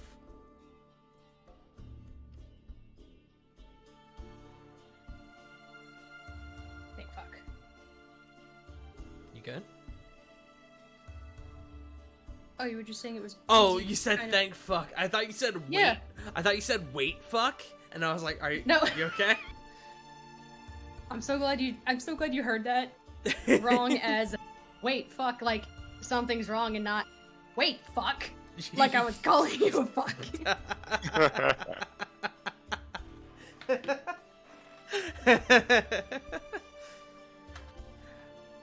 So, after a little bit, he kind of looks you all and he goes, so,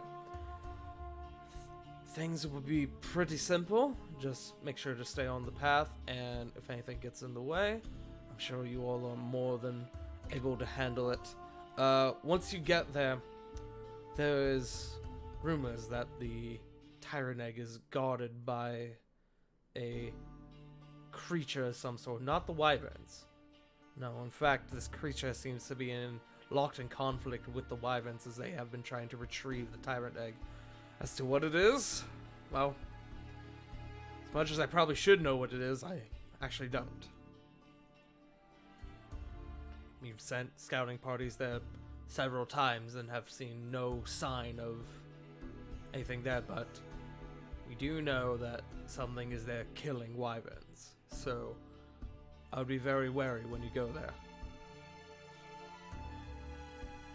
Aside from the wyverns and this creature, is there anything else we should expect to see there? Well, there probably nothing besides this creature and the Wyverns themselves. Besides that, I would watch out for maybe bandit parties or any creatures that you may see on the road, but again, I don't think it will be anything you can't handle. Nothing that requires significant warnings that you haven't already received. Maybe sandworms on the route, but those aren't as prevalent up here in the mountains as they are down in the desert.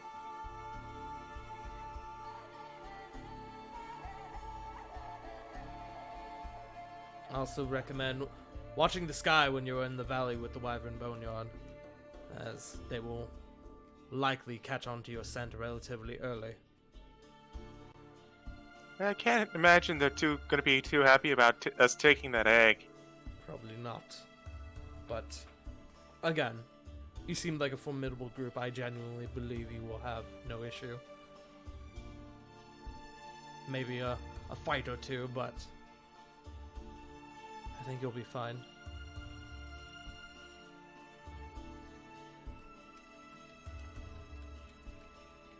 That being said, unless anybody has anything else to do, going once? Going twice? Okay.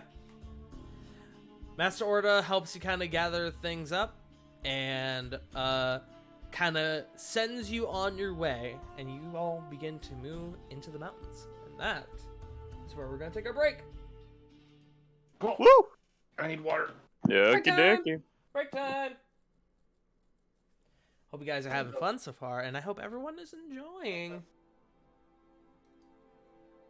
We're about to begin our journey into the mountains and head into the deepest valleys. Oh, whoa. Ooh, woo. But Oh, whoa. I need to thank a few people. I need to thank J Frost and Punker Dog for the hosts. Thank you both so much. Nerds. I think I auto-host you, and it doesn't show me hosting you.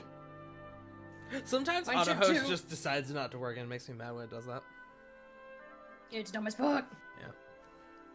That being said, I'm gonna go to the bathroom myself and get some water. I will be right black. Right black? Hydrate, nerds! Same. I'm gonna be right black. Apparently. I will be right back. Man, my Sorry. my tongue has been all sorts of tied tonight, which has been cool. Oh, you too? Yeah. I don't know. It's fine. We took a week off. We could. It makes sense.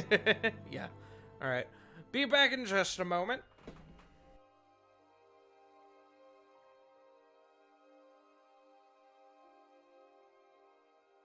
All by myself. I think. No, you're not.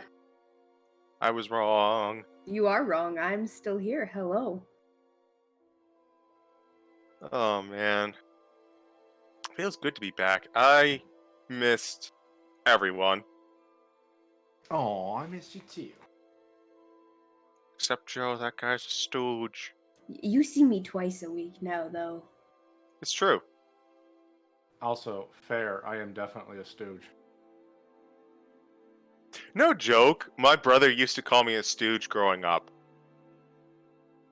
Okay. Like, we had the weirdest, actually I think he still calls me it today. It's a side effect of living with a, because, our father was all about old school media. And that included classic Three Stooges. Ah. Which, by the way, I must say, simultaneously does and does not hold up. There's a lot about Three Stooges that definitely does not hold up.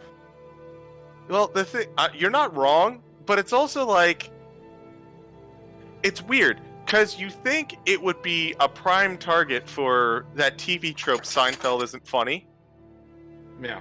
but no one who has tried to replicate being the Three Stooges has succeeded, really. So they're just kind of this gold standard for something that they just kind of like knocked out of the park one, and then everyone just kind of like immortalized and moved on from. Yeah. I mean, like, have you ever went back to like the old Amos and Andy sketches? No, I haven't. A lot of those jokes are surprisingly very well done and timeless. I mean, Who's on First is definitely, Oh, God. immortalized. Mm-hmm. Yeah.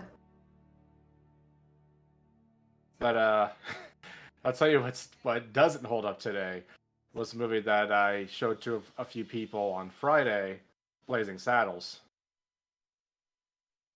Ah, Yep. It's a funny movie, but they can never do that again today. yeah, there's a lot of videos saying that they can't do that again today. And the funny thing is, the problematic things that people are like, oh yeah, you can't do that nowadays, is the problematic subjects. They were making fun of those problematic subjects. Pretty much putting it into a light of, do you see this? These people are fucking idiots. Yeah, but you can't really do that nowadays because, everyone's gonna take it in a different direction. And then it almost always just becomes a big thing. Yeah. I'm back. Hello. Bazinga? Even the most noblest of intentions kind of get taken the wrong way. Bazoingo? Yes, exactly. Especially parody. Ooh, what a minefield that has become. Listen, I did not realize how much Scary Movie, the first Scary Movie movie, is just not great. It does it not hold up? It's cringe. It's literal cringe. I believe it. 2 Honest- hours. Honestly, when it comes to the actual scary movies, like 1 through 4, the first 2, I still say they hold up in a bit. It's just the fact that they lost touch with the fact, well, especially after the original directors were removed from the project. Yeah, you lose the Wayans brothers, you kind of lose it all. Oh yeah, it's just, and you could tell there was a dip in quality. Hell, Well, like 3 was pretty good though. the third one was all right. I won't, but 4, and then 3. Okay, I will say this though. I like 3 the most because 1, they actually try and go for jokes and not, okay, let's see what fucked up humor we can add into this scene. one of the main problems I've had with the first movie is they barely give you time to breathe between their gags. Yeah, It's just like fucked up thing after fucked up thing after fucked up dark humor after fucked up dark humor. It's like they just At least, overload you with it. at least the it wasn't humor is- 5. Oh, 5 doesn't exist. We try, but we both know it does. okay. It doesn't exist. Here's the thing, though. I understand that, and I understand Scary Movie and modern parody has kind of gone down the tubes, but let's all take a moment to remember, 1, that Mel Brooks is amazing, Oh hell yes. and 2, that Leslie Nielsen was a gem. Oh, most definitely. Weird Most. Al Yankovic is also a gem. Oh, hold on. Airplane. Leslie Nielsen. Airplane. Have you not seen Airplane's Heart? I'm not sure. TBH. Surely, wait, It's Tart, it's surely the you can't be serious. I don't know. Hold on. I am, and don't call me Shirley. Thank you, Jay Frost. You're more than welcome. I have seen it. Well, I mean, to be fair, you set the softball up for Tart there, but you know, good luck. We're all counting on you. You could say I. Never mind. I'm not gonna make the joke. It's bad. I return. What's going Do on? it. All right. Quick roll call. CG. Yo, Tart. J Frost. Mr. J Frost. That's it, getting me shotgun. Joe. My gun. That's it. Get me mallet. Joe. I see. Hang on. I gotta do the voice. Yeah, what's up, bruh? What's up, gamer bro? Don't forget about me, man. Punk. Yo yo. River. River. Sarah. I burnt my tongue. Oh no. Oh what? My shit. pot pie earlier. Kitty did my pop pie. Unfortunate. Guess you'll die. Well, Eye to the pot pie. I cry. I cry. well, More I like mean, pot cry, am I right? Anyways, Pop pie? let me find some travel music for you guys. I still have cookies in front of me. I haven't eaten. I was upset. They ate the last of the ice cream. All right, you guys begin making your way towards the Wyvern Boneyard. I would like a marching order. The person in front in this marching order is the person who has the map. And whoever has the map is going to be making survival checks. I will let you all determine who is in front. Who has the highest survival mod? Not I, says the bard. Says the paladin. It's probably either me or Corey. Yep. I would recommend that you go ahead with the map, Corey, because A, you're more familiar with the area, and B, I'd like to be on the lookout for plants. Corey, a cartographer? The silent cartographer. And a linguist. True. Alright. Corey, if you are taking the lead, go ahead and make me a survival check with advantage because you have the map. And Flint, if you want to make a nature check to look for plants, you're more than welcome. If 27. Hold on 1 second. Damn. I didn't mean to interrupt you, Sarah. 18? Well, Sarah said hold on 1 second, so Yeah, I was waiting. I don't think it was you. I think it was something else. I'm waiting to see what happens. I'm waiting for them to come back. I stretch. If Corey's in front, Sarah would like shake up second, and if at all possible, I'd like to also roll survival checks to help. Although on that 27, I don't think Corey's gonna. I mean, you can if you want, but it's not going to be necessary with that roll. So first, I'll do the thing with Flit. Flit, with an 18, you are able to gather a few of the plants from your list. You are able to gather about half for a batch of anti-venom. Okay. The thing the Master Order told you is that the anti-venom recipe is primarily meant for making several at once.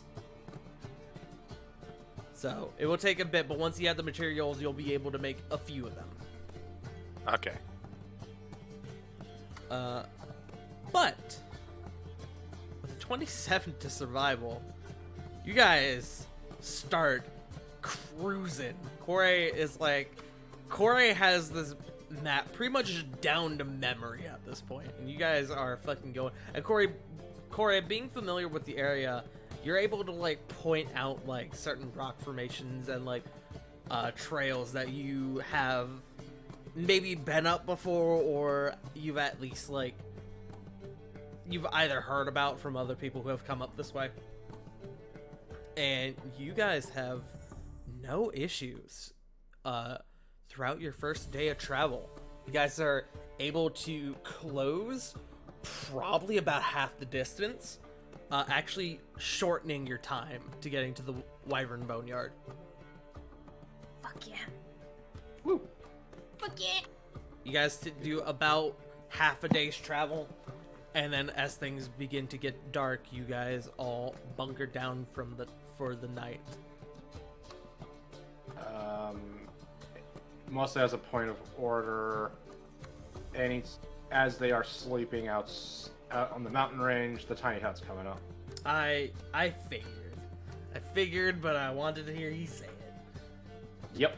Alright, then no need for watches. You guys all sleep on through the night, and we move on to our next day. Flit, go ahead and give me another nature check if you want. Corey, go ahead and give me another survival check. With advantage. Come on, nature check. 15?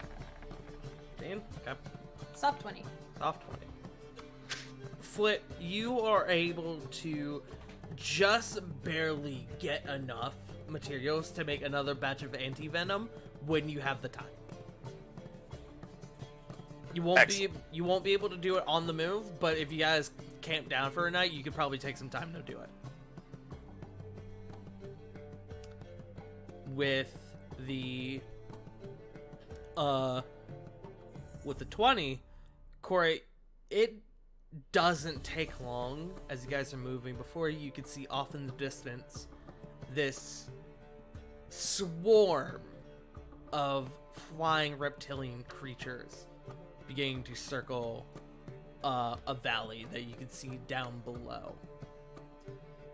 You guys are kind of up high on like one of the cliff faces, and you can look down and you can all see these what you determine to be wyverns all circling around this valley. Are they just chilling? Like, I'm here. Might as well get some exercise, or are they like? It's kind of like watching vultures, like shit. kind of like swarming their prey. Just kind of like circling around it in the air. There's a lot of them too.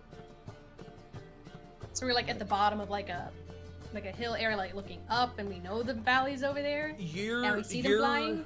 You're up on a cliff looking down into the valley, and you can see them swarming around it. Well, not down into the valley. You can see the valley a bit in the distance. It's not terribly far from you guys. It will maybe be another hour or two before you can get there.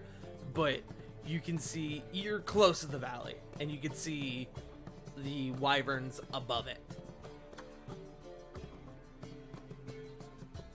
Oh, shit. Hey, guys. My God, they're like flesh-colored dragons. Ugh. We might want to be careful as we continue.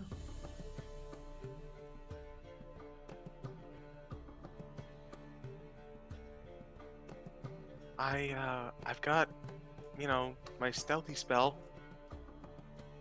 but I'd rather hold on to it when we're a bit closer.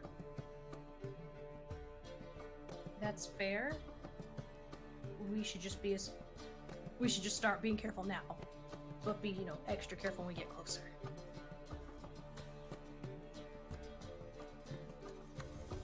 Okay.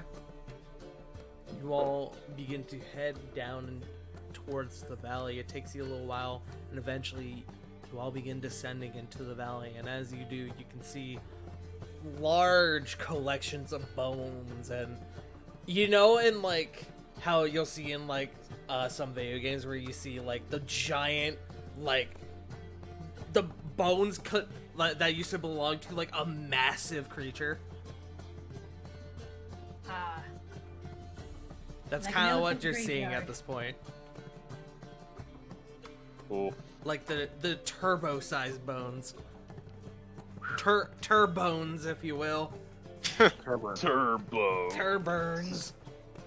This makes me think of giant turtle bones. No. You guys slowly begin making your way into the Wyvern Boneyard, and it would be at this point where if you wanted to, you would want to do Pass Without Trace.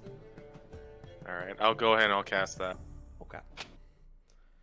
If that's the case, I'm going to assume everyone's going to roll a stealth check. Yeah. Yep. See.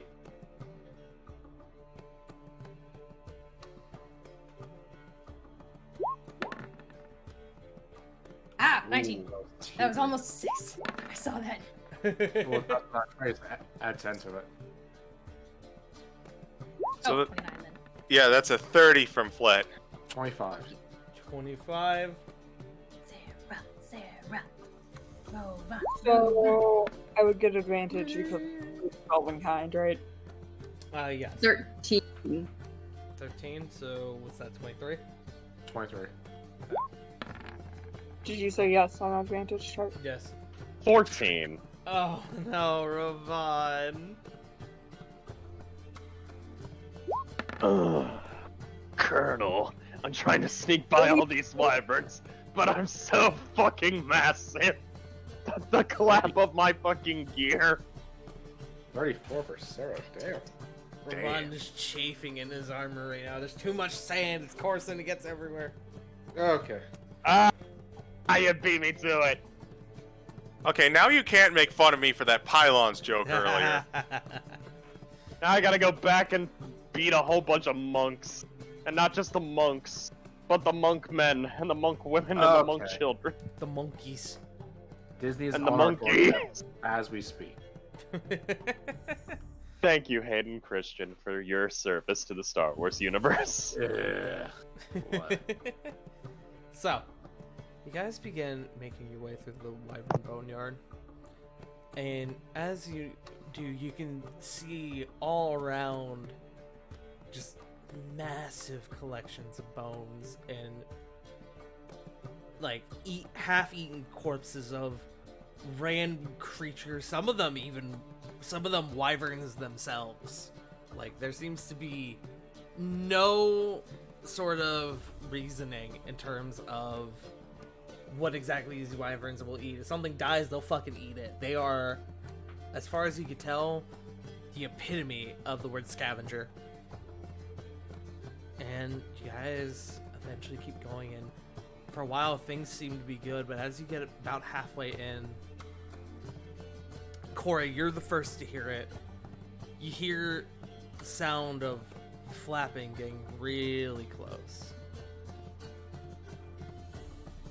And then Floyd, you begin to pick it up, and after a little while, everyone begins to pick it up, and you all begin to take cover. And Ravon, you move to take cover as well. But as you do, you are struck from behind as a wyvern dive bombs you. Uh-oh. I need to roll damage here really quick. Feel a set of claws dig into your back. Actually, hold on. Yeah, you feel a set of claws dig into your back. You take 9 points of slashing damage.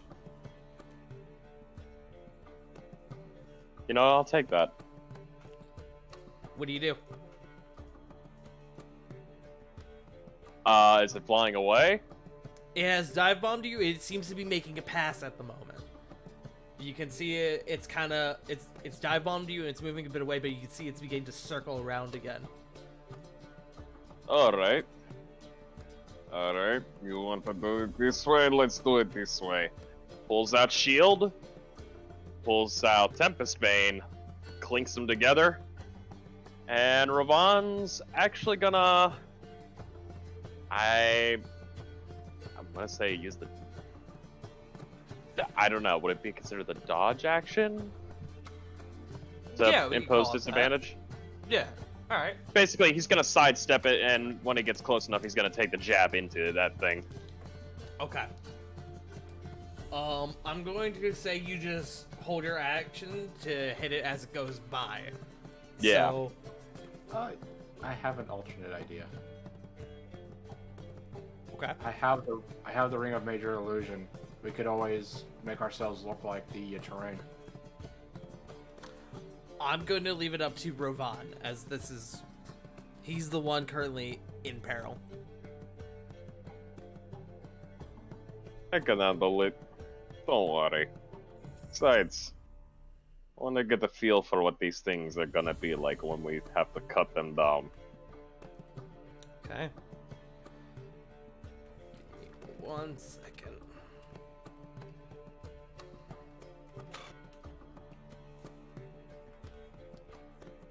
Lily, I'm going to say right now, no. If you want to reveal yourself and cancel out your stealth, you can. You can, like, come out and help, but I'm going to say no on that part. I have lost my spot. Give me 1 second. There it is. Alright, Ravon, go ahead and make me an attack roll as this thing tries to dive bomb you again. Alright. Yeet. That's a 23. 23. That hits. Tempest Bane. Let me see if he hits you. He does not. He comes at you. His stinger is prepared, and right as he's about to connect, you sidestep out of the way and you clip him in the wing, and he crashes into the ground. Go ahead and roll me damage. 10 lightning. 10 lightning. If he has any resistance to lightning. Alright. He crashes into the ground and he sort of flails for a moment and kind of stands back up and prepares and turns to face you. And you sort of go into a one-on-one with this creature.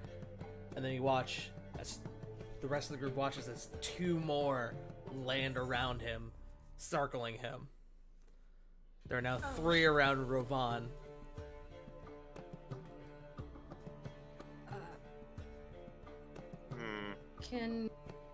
Sorry, go ahead, CG. If we cast a spell, will that reveal us? I'm gonna say it depends on what spell you cast. Well, it's a nice clear day, isn't it? Yes. It'd be alright if I changed that a little bit. Sure. I do it. Whoa, okay. Jesus Christ. Oh, hi there. Why? You know, we had that actually What? happen in our Mass Effect one-shot. It was rolling like double damage dice for some reason. I don't know why. Is the only thing I can think of is exploding on. I don't know, but I was going to be honest, like, I was going to try and fight off. As soon as Ravon started to be outnumbered, I was going to conjure lightning regardless. Okay. I was I just feel curious like- if that would reveal my stealth or not. As soon as more came up, Corbin would definitely try to throw up the Major Illusion. Okay. Show me Major Illusion again. Sure. I'm going to say right now, if you cast Call Lightning, it will reveal you guys. They seem to have only caught on to Rovan at this moment. Major image. All right. Then, alright, you know what? Since Joe's trying to go for the sneaky route, I will instead hold action to Okay. cast Call Lightning if we all get revealed. All right. What would you like to do with Major Illusion, Corbin?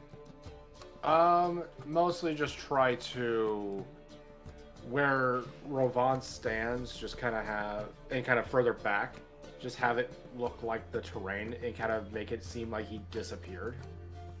Mostly as a diversion for him to kind of come back with us, so we could probably, hide Okay. in a location. Give me 1 second. What is your spell? Okay, your spell save DC is 16. So Yep. you cast Major Illusion.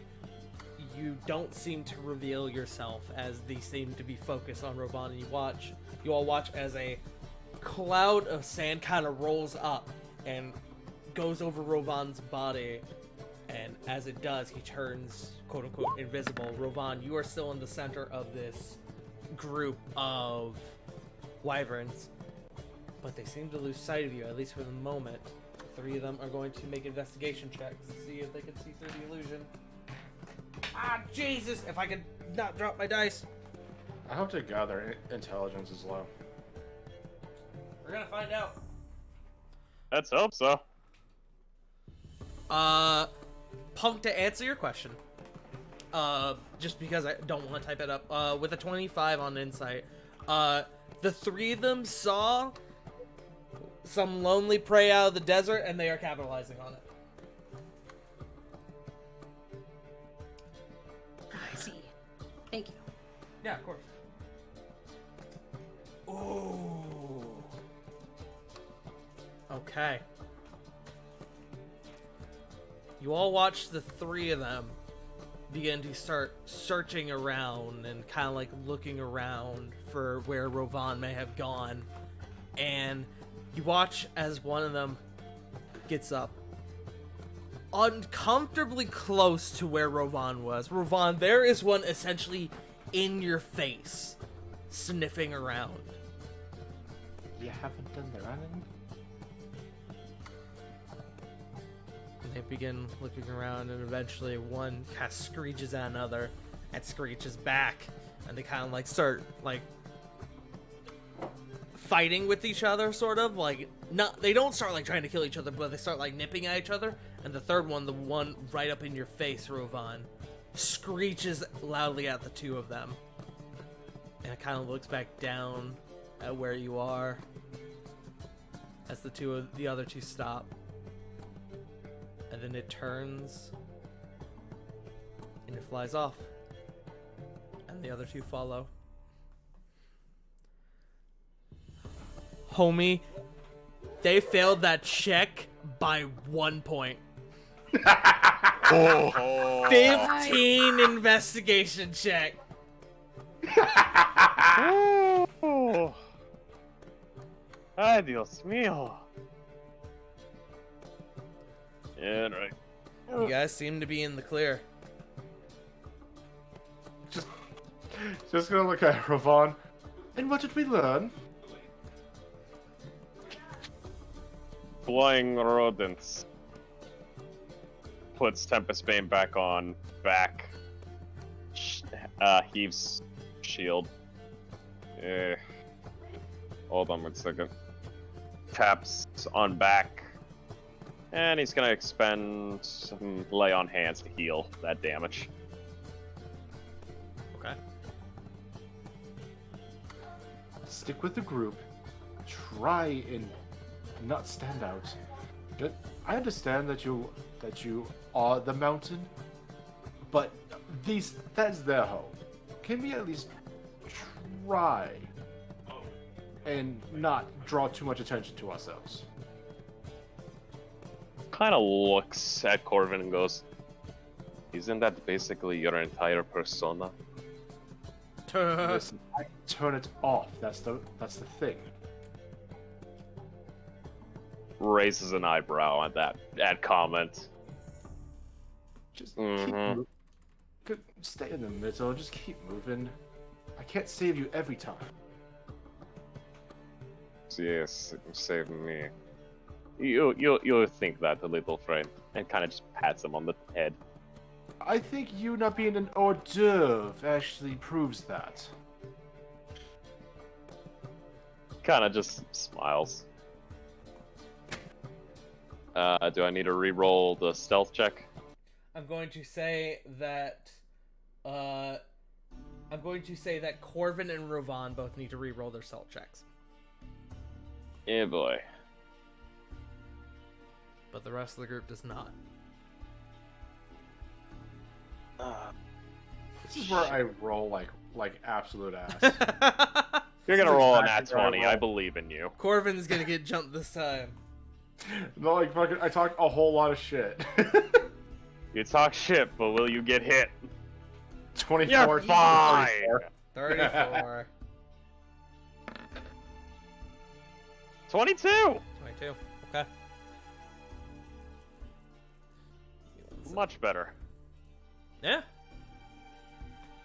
You all kind of group back up and you begin to make your way through into the deepest parts of the Wyvern Boneyard as you begin to get closer and closer to this location that these wyverns seem to be circling.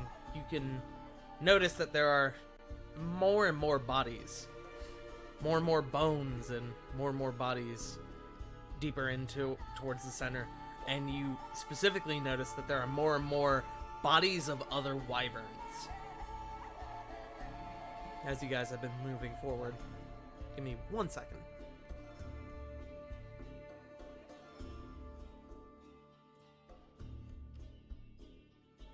Alright, apologies. I had to sneeze. It was killing me. Achoo. Achoo. But you guys keep moving forward, seemingly unnoticed. And as you guys keep moving forward, you eventually come up to a small, what I would describe as a clearing. A small place with a couple like rocks in the center and a lot of scattered bones around this area.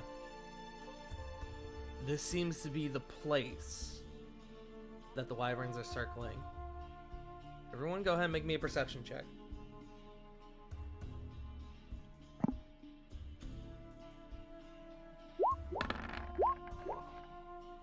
$15. 21. 21. 18. No, you're 17. stupid. 14. Okay. 19. Damn, y'all. All right. Everyone kind of looks over, kind of like, you all kind of look up and you see the wyverns that are, a lot of them are flying quite low, but a lot of them are also way up high in the sky. But you all look over and you can see, in the midst of this collection of large rocks, there appears to be a nest with a single large, like pearl white scaled egg in the middle of it. Does this egg look like the depictions that Bloodwing showed us? It looks exactly like the egg you guys saw in terms of design. The egg in the journal didn't have color on it, but everything else looks identical to what you guys saw beforehand.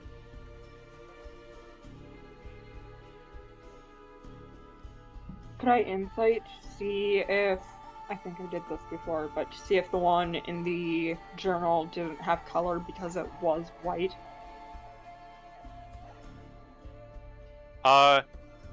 Do I actually remember that because I licked the journal? I'm confused by the question. Buff game.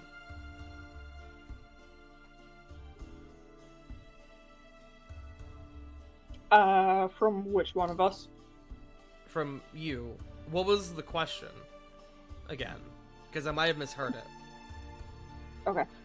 Could I roll insight to see if the egg in the journal didn't have color because it is white, it doesn't have color? Oh, that doesn't require a roll.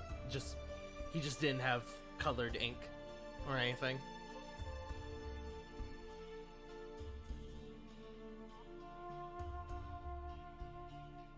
Alright.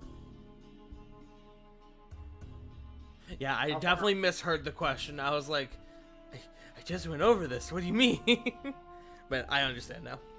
Yeah, no, he just didn't have like anything to color it white, or he just didn't care enough to do it. How far off is the nest? From where you guys are, it's probably about 60-ish feet.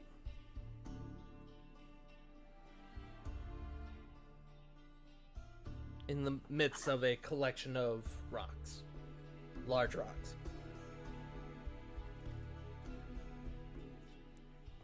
Okay, I have one idea. I do too. What's yours? My idea is I go like a bit away from the group and a bit away from the nest and cast Thunderclap a couple times and see if I can distract. So, And you my guys idea. grab the egg. So, fuck off, CG.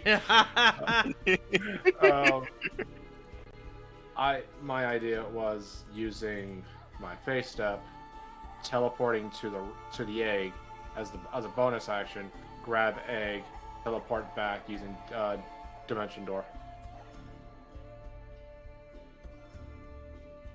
We could combine the two and see if anyone else has ideas to Yeah, like Help. I'm help just distract.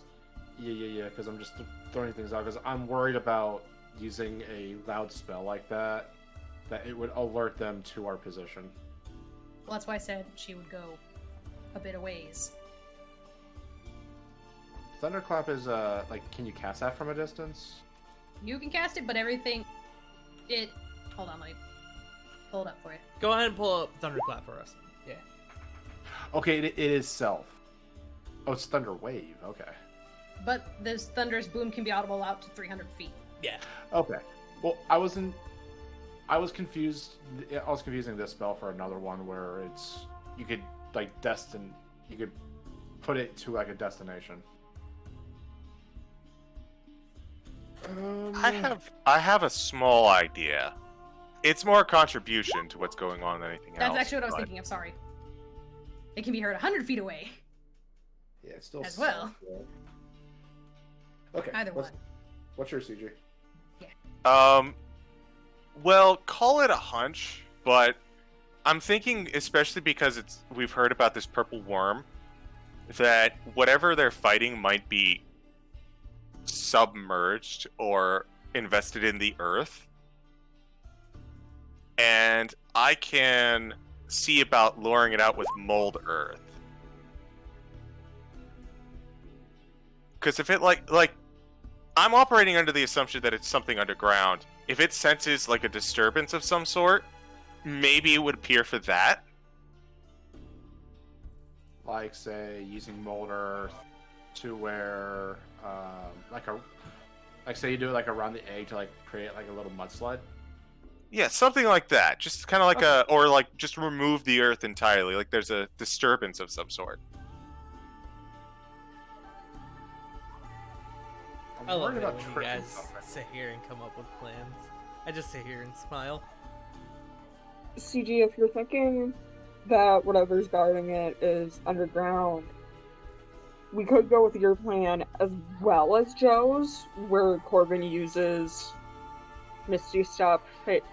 I don't remember what he said the spell is, to teleport to the egg, bonus action grab the egg, and dimension door back. I will say that, because you all can see it, this is a big egg.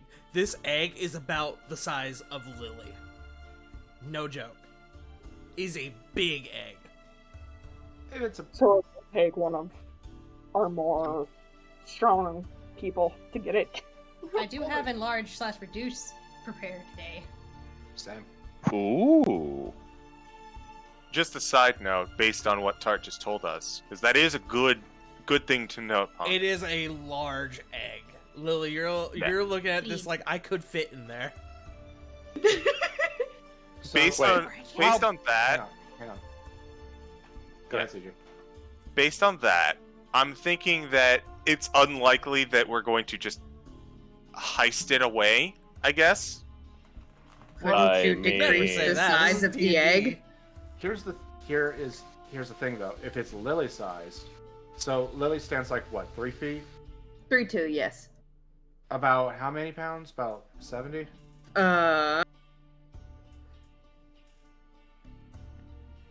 The 45. I'm relatively small. Small. Man, I was overestimating. I apologize.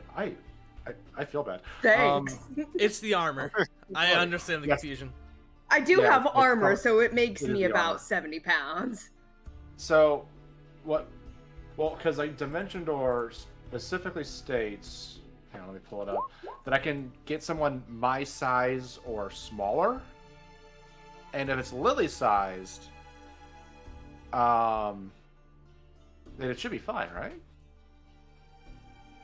It says Yeah, one well, willing but- creature. One.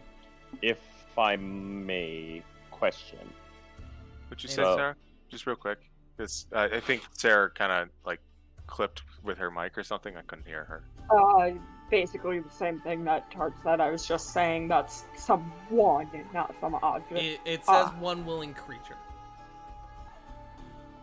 Okay. Go I- ahead, J Frost. I just wanted clarity. Oh, no, you're fine. Okay, okay, so the egg itself is approximately at least over 3 feet tall, correct? Yes. Alright, and considering its size and approximate weight, I'd say it's at least going to be a couple, maybe 100 plus, just on weight alone. I could easily lift that thing. We- One of the larger people in the group could definitely lift it. It's a matter of whether or not the smaller people can.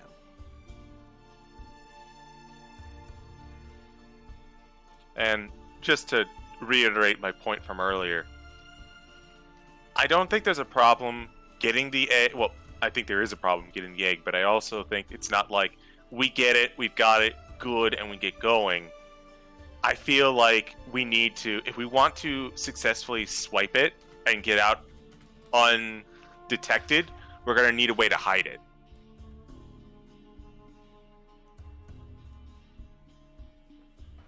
What if we gave them a tastier bait?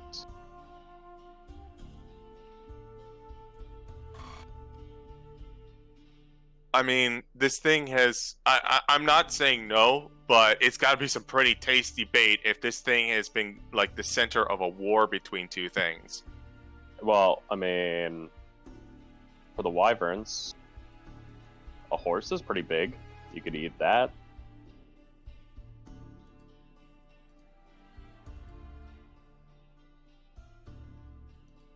What are you thinking, y'all? So, my plan is. I don't think. Okay. Punk, I really like your idea about the sound distraction, but I do have one concern with it. Yes. Tell me your concern. It is centered on yourself. Well, my plan was to run right after. Running before might be the only way to pull that off. Oh, Is- while running. Got it. Yeah. That could definitely lead to some attraction and distraction. While that's happening, I'll see about I can probably just do it. I can probably just mold earth. It's not like I'm really needed here. So I can probably just mold earth, see if anything pops up, and then once both of our quote-unquote distractions are in place, then Corvin can go get the egg, Dimension Door back to Ravon. Ravon can hold it, and then Ravon could maybe put an illusion in its place. I'm not sure. Is there a way that you could possibly do enlarge, reduce, or because I don't think I could, because I'll be running. Well, I was gonna say in terms of at least like the distraction of the wyverns and stuff. I mean, I could just blow through one thing of fine speed and have it basically bolt. And once it gets far enough, I mean, hey, just spell it. Okay. That way the wyverns are basically, okay, like, where did the prey go? I was gonna say, what if I go with the steed, and then once we get the egg situated there, bamf back to you guys. So that way they're paying attention to the steed with the egg. I do kind of like the idea of Corvin using Dimension Door not to get the egg back to us, but you running very far away and then teleporting back to us and leading them.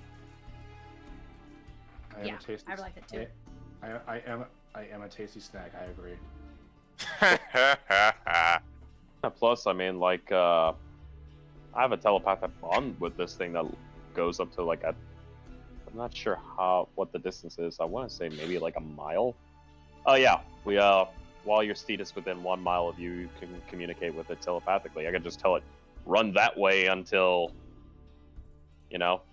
we're good, and then poof, disappear. I am going. Can I make a perception check by any chance, since we're making this planning, to see if there are any signs or indications for the other thing that people are talking about coming Sure. for this egg? Sure. Perception check.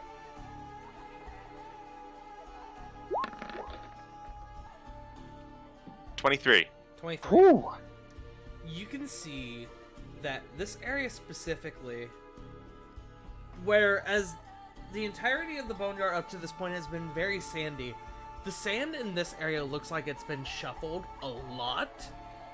And you can see where it looks like the bones across this like clearing, quote unquote, have been dragged through the sand. Okay. Yeah, this is really making me think that we're dealing with something that's in the earth. Yep, same. So, if it's all right with you guys, just to kind of test the waters, I would like to move Earth beforehand and see if it maybe makes a move. I would be okay with that if I will be able to ritual cast Tiny Hut for protection purposes. Honestly, I don't think that'll be needed. I will also say Tiny Hut will take you guys out of stealth, Oh, that's good to know.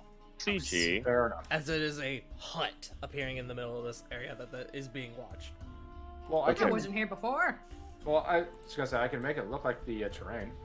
Okay, I just had a thought. Good point. Okay, so we already have an idea for the wyverns as far as the egg's concerned and the creature below. CG, you still have your ability to transform, correct? Yeah, I've got both my wild shapes. And the largest that you can transform that can be winged is what exactly? Huge. Okay. So, in order to avoid the ground, maybe while the wyverns are distracted and one of us grabs the egg, you come in, swoop down, and hop a ride on you, and we just Here's whoosh. good idea, but here's my counterpoint. This thing, whatever it is, has been fighting winged creatures and keeping this egg away from them. So I'm thinking that it would be prepared against such a move. It would be prepared against the normal winged, but against a winged creature that has the ability to attack at range. I It's never wouldn't dealt have with that. range. I would not No, have that. you wouldn't. We would. I'm also going to point out there, if it's not a durable form. It's No. really big, it's really fast, but if I get hit, like this thing senses us, pops me, gets me, we all fall pretty easily. And that's fine. we don't need you to. My whole thing is, what we need you to do is we need you to be the getaway driver in a sense for this heist. You're a wheelman. Come in, swoop in, and haul ass. Getting out. Don't even worry about like normal safety precaution. Just boom. Like take off at Mach 3. Up into the orbit if you got to. I'm fine with that. I still would like to move forward with the mold Earth idea, though. Oh, of course, test the waters, but I'm just saying, I think it's important to see if we can kind of figure out what the other party in play is first. Yeah. Okay. So you're doing mold Earth. Yes, I would like to do mold Earth in the area that seems disturbed. Okay. What specifically are you doing? The ground itself is like it's like cracked earth, like savanna kind of level, and then or like desert plain kind of level, like cracked earth, and then there's sand all over and bones within the sand. I think what I would like to do is I would like to excavate some sand, like a 5-foot cube of sand, just removed it, and just kind of like pick it up, move it, and then drop it like 5 feet away, so that there's an impact from me dropping it, and B, the feeling of the earth just kind of being gone. Okay. The area where you're dropping it, where is it in comparison to the egg? I'm gonna say close to the outside of the ring of earth, like the ring of sand. Okay. Because it's like sand, it's hard earth kind of going in, then sand, then egg. Yeah. Yeah. Yeah. So I'm gonna kind of put it at the edge of between sand and other earth. Okay. You cast mold earth, you scoop up a collection of sand and bone, and that just kind of happens to get caught up in this huge wad of sand, and you move it, and you find a good spot and you drop it, and you watch as the sand scatters across the ground and the bones collide onto the harder surface. And for a moment, things seem alright. Seems quiet, or at least as quiet as it can be with the massive swarm of wyverns above you guys. And then, after a few moments, you begin to see shifting, but not in the ground itself, in the bones. And you watch as the collection of bones scattered throughout this area slowly begin to drag together, and they begin to connect. And before you, this large collection of bones seems to stitch itself together with tendons, and you begin to see jagged, like, protrusions across the spine, a large tail form, 2 huge wings with tendons that connect the bones themselves, and a large skeletal dragon head. Ah! Oh! Fuck this. I'm gonna put it in the Discord. This is what you see before you guys. Oh god. Let's take a look. Oh. Oh! I hate that! Oh. It is going That's- to make a perception check, and I would like the group to tell me who had the lowest stealth and what the score was. I am double checking. We had 22. Was a... I want to say it 22. was. Was there anything 24 or below? 24, so Oh. we had Rovan and Lily. Lily had a 23 and 22. Rovan had a 22. Okay.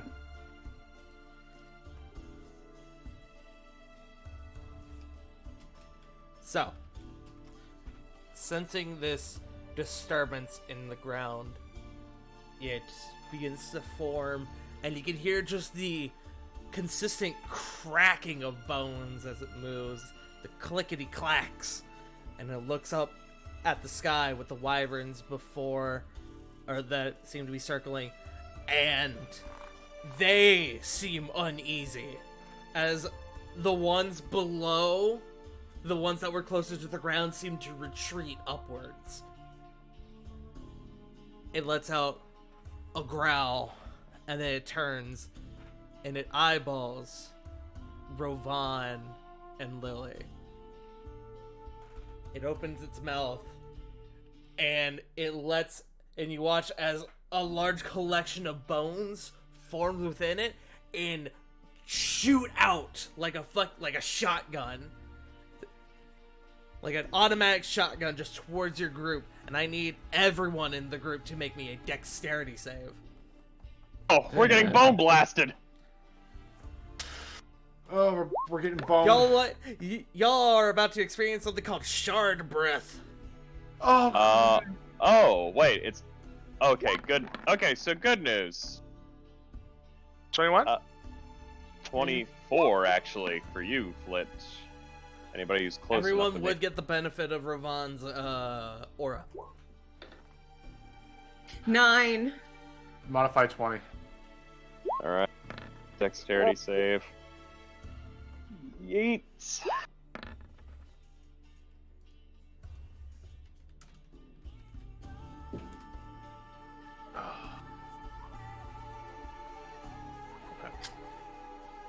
So that would be. Punk did have to step away, so I will roll for Kore. Alright, so that'd be a 16 for me. Okay. I just want to let you know, sorry, I'm eyeing my whiskey right now. Okay. Smile. Let's see. Kore, dexterity save. Good roll for Kore. Everyone who made below an 18 takes 55 points of piercing damage. As these bones just rip through your group. Everyone who passed takes half that. What was the 22. final total again? Full, Okay. it is 55. That nearly one-shot me. That practically knocked me down to. Oh, I have 400 points left. I have 17. The tank just. Oh. Both tanks. Yeah. Mark down Kore's damage It's really not a quick. good day to be a tank. Punk had to step away. But, on that note, I'm gonna need everyone. Oh, Punk didn't. Punk did put in their long rest. How dare they? I shall fix. And then immediately take damage, take health from them. But on that note, I'm going to need everyone to go ahead and roll me initiative. Oh god. Oh, fuck. Make sure this is the right map. Natural 20. Oh, thank you! 5! Fuck that! Oh, no. Oh my god. God has forsaken us You guys today. can adjust yourselves however you want, as long as you remain in that general area. And you can see the egg up here next to you. Oh, I seize the egg. All that planning just went right out the window. Yeah. But it was smart, y'all. It really was smart. Just, he rolled high on his on his perception check. I hate the undead go so ahead. goddamn much. Same. Let me go ahead and find my music. Why does it always have to be the undead? Why did we have to not bring the life cleric? God damn it, why couldn't we just bring Diana? Alright, let's see. So, we have Flit at 23. We have, let's see.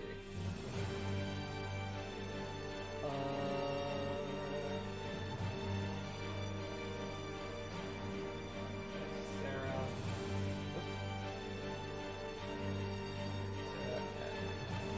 at 16. Lily at 16. Also, I hope you guys like this music. This is great. Inspiration It's to whoever can guess. Without clicking the page, guess what game it's from. Witcher? I don't. It's not Dark Souls. I guess Witcher. Witcher? It's not Witcher. Kingdom Hearts. It's not Kingdom Hearts. Monster Hunter? It's not Monster Hunter. Mm. Monster Hunter was smart though. This is an awful Dragon long Age. step. It's not Dragon Age. Damn it! Yakuza? What was that? Yakuza? It's not Yakuza. I'll say Dragon's Dogma. It's not Dragon's Bloodborne? Dogma. Is it? Is that Punk that I hear? Did Punk just come back? Yeah, yeah. Hey, welcome Oh, back. you guys stopped? I'm so sorry. You're good. Yeah, you hi, took. Pog. I edited your health in your thing, because you guys got hit with a massive breath weapon of bones of shards, Ah, shit. and there wasn't. Don't worry, it wasn't anything you did. It just rolled high perception when you guys were testing the waters. Oh, least- no. That being said, Punk, roll me initiative. You only took half, Pug. You did. I rolled for you. You rolled dirty 20.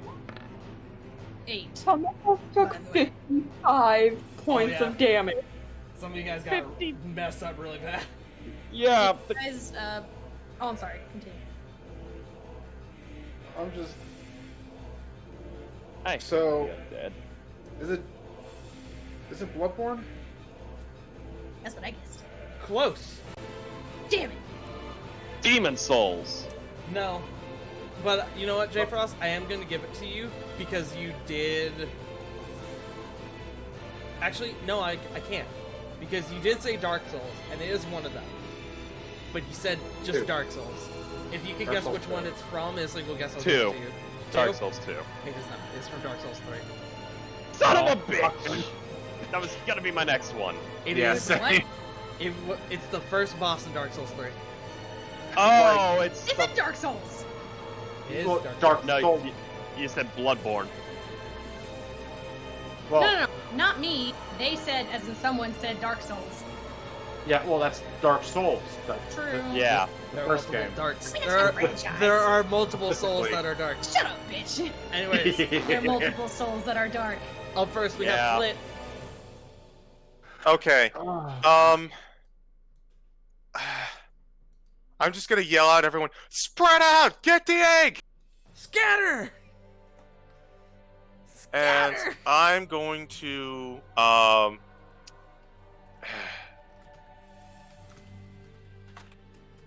I'm gonna drink my potion of split form. Ooh, okay. So remind me what that does, please, if you want. The user turns into 2 or 3 tiny versions of themselves and controls them all. Okay. There are now Okay, Boosh. 3 Flits. You I can do- really hope I don't take triple damage if they get hit with AoE. You can do 2 small or 3 tiny. Your call. I'm going to do 2 small. 2 small. There are 2 small Flits. Okay. How does this affect my actions? You have 2 movements, but you can divvy up your actions and your bonus action. So one of them can do an action, one of them can do a bonus action, but you also both get reactions. So you have 2 movements, 2 reactions, 1 bonus action, 1 action that can be split up between the 2. So one of them can cast a spell, and then the other one can cast a bonus action spell if they want it. Okay. So, we're going to... So if I think You're what gonna you're... If I think... I think I know what you're playing, and yes, you could both wild shape. Well, yes, I could. So, I'm just going to add a little caveat to it. This one, right here, is going to wild shape into a giant snake. Giant constrictor snake. Make me look as big as possible. Which one? Giant constrictor snake. Okay. And that is a huge creature, you said? Yes, it is a huge beast. Just moving the foot down here. Moving the flip. Be about there. Oh, Lord, he's huge. Beast. And then that was my bonus action. So for my action, the other flit is going to become a giant ape. Okay. Monkey. Monkey. Did I not save giant ape? That's annoying. Okay, hold on. Hold Did on. you save ape? Monkey. I thought I did. It appears I did not. Monkey, monkey, monkey. Monkey. We'll go with this because I have this icon. Is a dire ape. Yeah. Monkey. What's look like? Monkey. Okay, so I'm going to, for the other flit, just have like a tab of 60, and I'm going to use the bonus health for the monkey. Okay. Just because I can't exactly put bonus HP for both of them on my character sheet. Yeah, I get you. Okay. Is that your turn? That's all I can do. Alright. Then it is the dragon's turn. Mm-hmm. Roll to see if it gets back its breath attack. Dice roll off the table. You guys are safe. It lurches up and it roars into the sky, and you can see the wyverns above begin to start pulling back. Which actually reminds me, I need to make one more roll. Hold on. Alright, cool. Do the wyverns come and help us? But the wyverns up above begin to start pulling back further up into the sky, and then it looks to the giant snake. It's going to make its bite attack.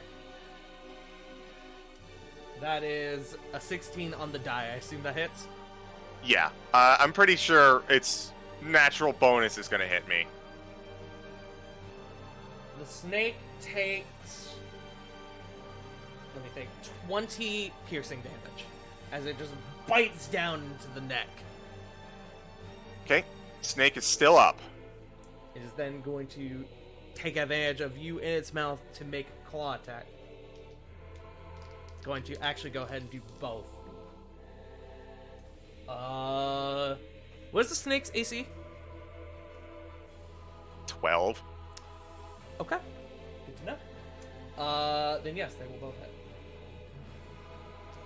Okay, so total. Let me do math real quick. Snake takes 32 points total from the 2 attacks, as it just begins to tear into the snake. Snake up. Okay. That being said, that's its turn. We move to Sarah.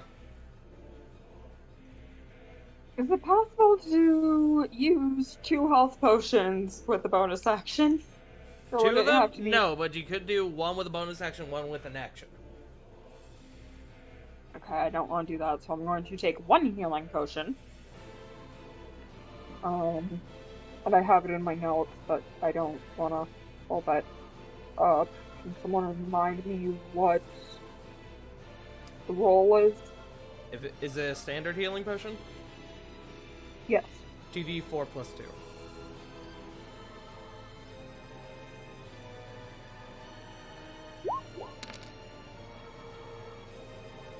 Six points back.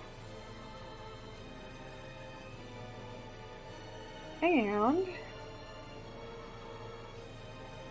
this might be a good idea, it might be a bad idea. I'm gonna do it anyways. Oof. Remind me, does Wind Needle work with acid arrows? Or would I need to use my normal bow? You would need to use your normal one. I think you've also used all 3 acid arrows. I still have 2 in my thing, unless I forgot to mark them off. I think you forgot to mark them because I remember giving you, I think it was 3, and you've definitely used them at least twice. Hmm. In fact, I do want to say you have absolutely used all 3 of them. Alright, well that puts a damper on that plan. You could make more, I just genuinely think you don't have any at this moment in time. Okay. I could be wrong, somebody can correct me later.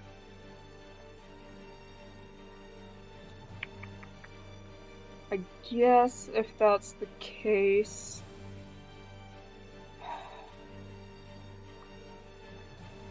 Searing Smite doesn't do anything with a ranged attack, right? It has to be up close.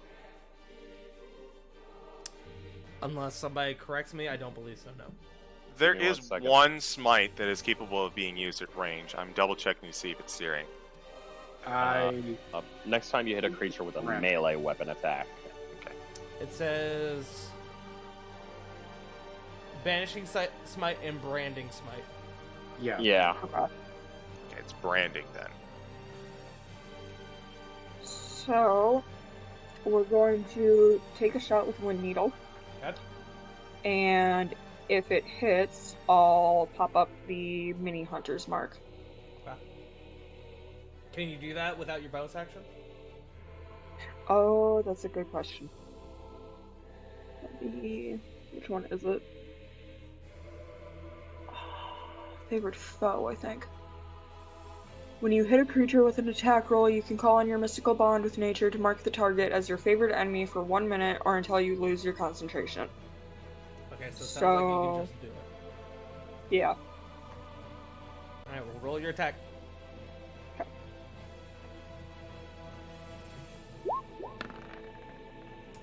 Oh, God. Good start. Alright, I'm gonna need you to roll me a D100, please. Left my foot twice. Ted. I need you to roll your damage on flip, please. Alright. Third tally. We finally got number 3. Ted. Is the snake still up? No. Oh no! Oh, Dios mío! How does the snake... So how much damage carries over, Flip? Only 2. Only 2. Okay. I'm You're so going to sorry. take 1.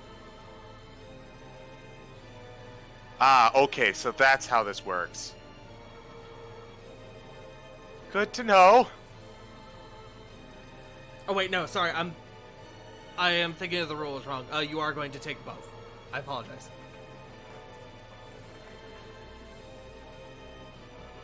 I got it.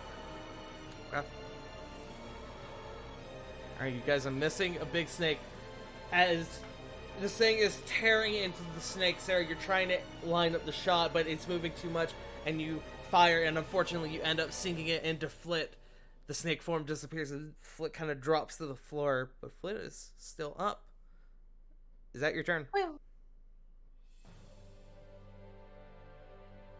That's bonus action and action, so yeah. Alright. Lily, it's your go. Lily is going to... I'm gonna have to use one of my healing potions. Okay. Roll it. Remind me again, because I didn't hear. 2d4 plus 2, if it's a standard one.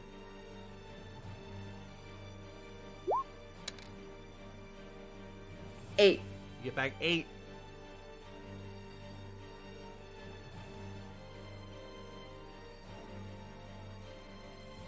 Oh, that's marginally better. She's gonna mutter under her breath. In Gnomish, so no one understands her. Fuck, that hurt. And she's gonna move over kind of behind Flit and just hold there. She's holding out for a hero because she's a little scared to get close right now. Gotta be strong and you gotta be fast. So you're holding action? Yes. Okay, what action are you holding?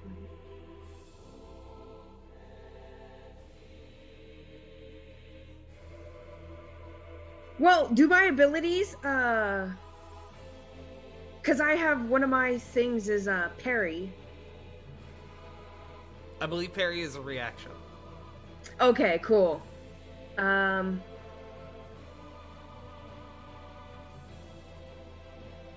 guess. Can I hold for a dodge? I mean, you could... In that situation, it would be easier to just do the dodge action. Okay, there. That'll work then. Okay. Yeah. Alright, so you initiate the dodge action. Alright. Is that your turn? Yes. Alright. Ravon. Boy, that hurt like a motherfucker. Yeah.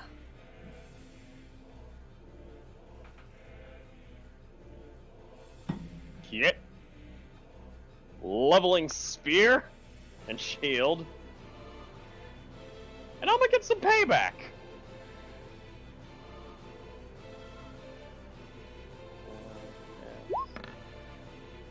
Guiding bolt at level 2.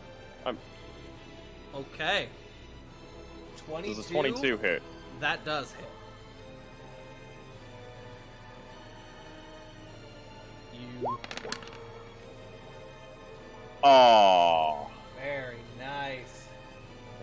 Could have been better. It could have been, but it's 16. 16 radiant damage. Alright, you send off the guiding bolt, and as the dragon seems a bit confused as to where the giant snake went, it collides, knocking the head like to the side, and then it looks over at you and roars again. But it is now glowing. Heavy breathing, and in giant. Get fucked. You overgrown gecko. Is that your turn? That's all I can do. Alright, Corey, is your go. Let's see. Corey, one of the least injured of the group.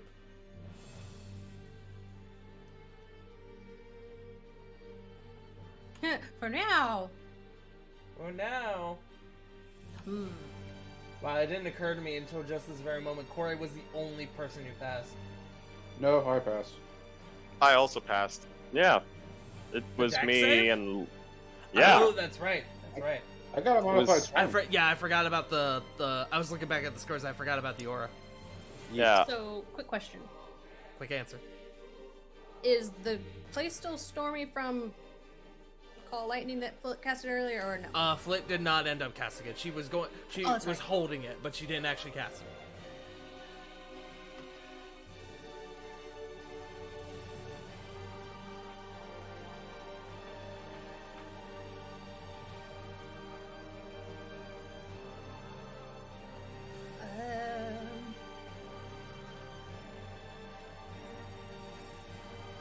Can Corey try casting Reduce on the creature? You absolutely can. If that is what you wish. I think. Yeah, DC 16 con save. Con save. Alright, see what he gets. He has a +6 con modifier and still fails. He got a 14.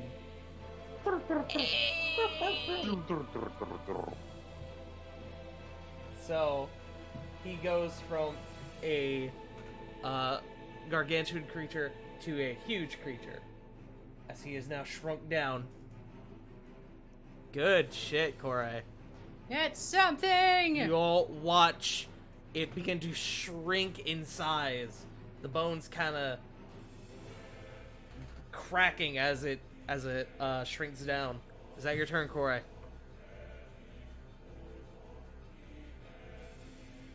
Hold on just a second. I haven't. Out of the corner of your eye, Corey, you just see Lily flinch at the sound. Yeah, that's all I got. We good. Okay. And it is the Wyvern's turn, as they are going to take this opportunity, seeing that this thing has initiated a fight with something else. It is glowing and is now smaller. You watch as 2 Wyverns come down, and they're both going to make attacks On the dragon? on the So- dragon. Oh, thank God. Okay. About that, Pack tactics. Not pack tactics. Pen packing. well, Is it thank for you, Ally? Guiding Bolt, for whoever's getting the first strike in. Aw. The first one hits. I will say this is technically one Wyvern making the attacks, but I'm flavoring it as 2 because it's then 1 attack per. You see one fly in and jam its stinger into the bone like mass that this creature's that this creature is constructed of, and you see the poison like eject on like into it, but you see it just kind of the poison the attack lands, but the poison just kind of drips all the way down through it onto the floor. It doesn't seem to have any effect, but it did seem to feel the stab as it takes that much damage. And then the second one does not have advantage, but it still hits as it comes down with a claw attack. It does... Ooh, good damage.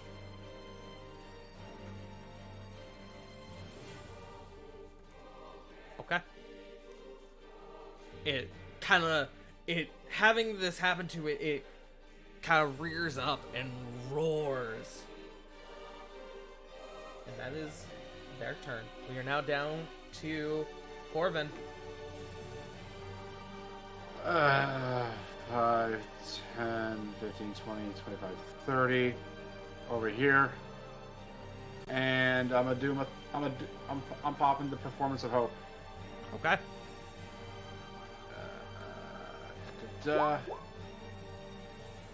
So now everyone has advantage on Wisdom saves and gets maximum healing. Hell yeah, you do. Bonus action. Going to give inspiration to Corey. Alright, you are inspired. Yeah, you get a D8. Inspired! I had something, but I'm tired. I can't right now. I get that, I'm man. sorry. No worries. But also as a reminder, you can use it to heal and also use it for your spells damage. And that is all I can do. Okay. Then we are back up at the top. Flit. Oh boy. Well, I think the best move I don't have control over the ape.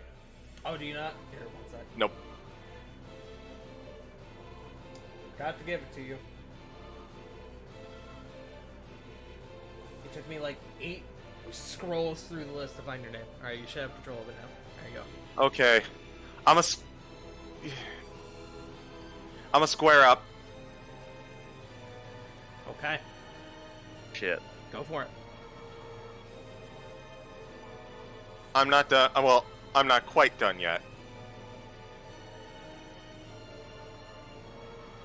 I'm gonna give my ape advantage. Giving yourself advantage. Galaxy brain tactics. Pummel his ass. Alright, fist 1.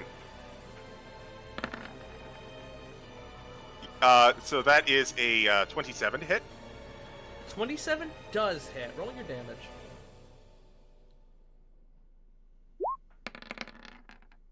Ew! Wow. 10 damage. Okay. I feel Just Poor cool rolls. sting. Poor rolls. But- it is bludgeoning damage, yes? It is bludgeoning. It is bludgeoning damage. Okay. Bludgeon. I'm gonna tell you whatever the modifier is. The second attack won't hit. But Yeah. the first attack, you come in and you just overhand smash down onto its head, and you see bones scatter from its form, and a lot of them just this massive cracking sound. It seems that you did more damage than you maybe expected to. Inquisitive Ook?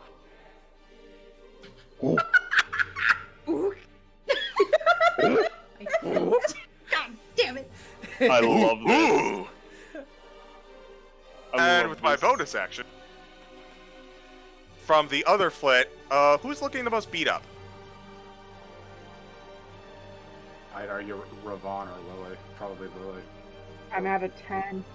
I'm at 17 now. Numbers. Numbers. All right. Challenge. It's kind of metaing, isn't it? We kind of. Yeah, but I don't give a fuck. You're just discussing HP. I mean, fucking. It's no different than be like, on a scale of 1 to 8, I look like X. You know? Shit. I'm I gonna look burn. like shit. I will A- say above game though. Lily did say she was waiting for heals. Okay, I did forget. So I'm gonna burn a 3rd level healing word.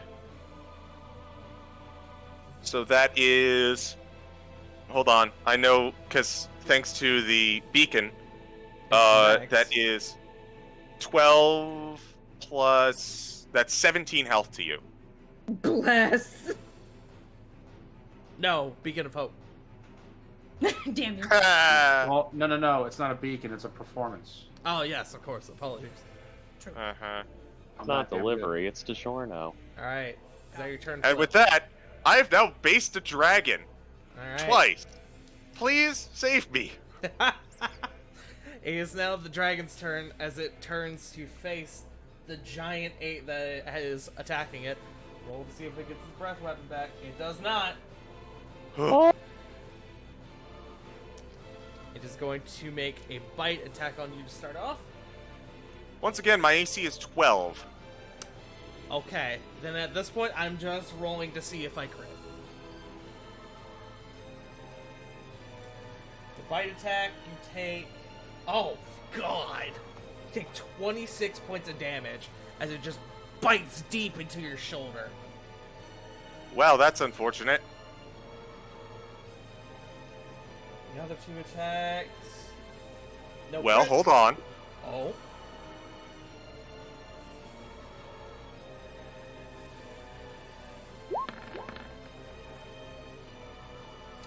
Oh, that's right.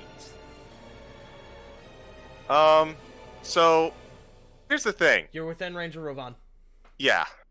Okay, good. so you do save. Whew. No worries, I got you. Alright, go for it. That was just short though, so thank your friend Ravon. It's 15 feet, right, Ravon? About that. Oh no. Well, is it- hold on. It's a 'Cause- turn. I had originally. This wasn't really like. I know this is gonna sound weaselly, and that's fine if you call me on it. I had originally planned to be here with range, but I wasn't sure if because I have reach as a huge creature. You have And I wasn't- range? Yeah, so I was going to I'll- be Ravon. I'll allow it. Okay. I'll allow it. That, like I said, that's kind of a scummy thing to say, so you're totally fine saying no. Yeah. It's just a matter of me. Actually, he's a huge creature, so he would have range as well. So I wouldn't need to move up. Then. He Okay. could just reach you. I'm pretty sure. But Yeah. he would do it anyway because he doesn't give a fuck. Which Okay. means Flit gets an off tag if they wish. Slap! Oh man, an op attack. Sure. In the I meantime, guess. I'm gonna roll damage on the 2. I got a 22. That hits. Roll your damage. I bit him for 5. Alright. You grab hold of the bones and just rip it off as he moves away. Mine. Alright. I got a bone to pick with you! For your ape, I am going to need 2 concentration checks. First one is fucking if I could do math. It is 17 damage. Okay, hold on. Let me do math first, and then con.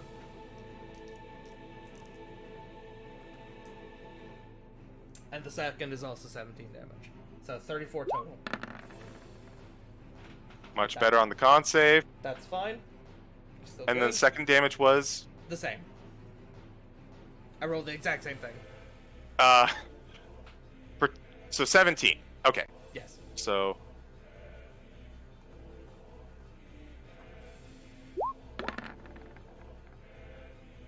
Nice. Good Oh. shit. Mhm. You are still ape. You will have still become monkey. Monkey.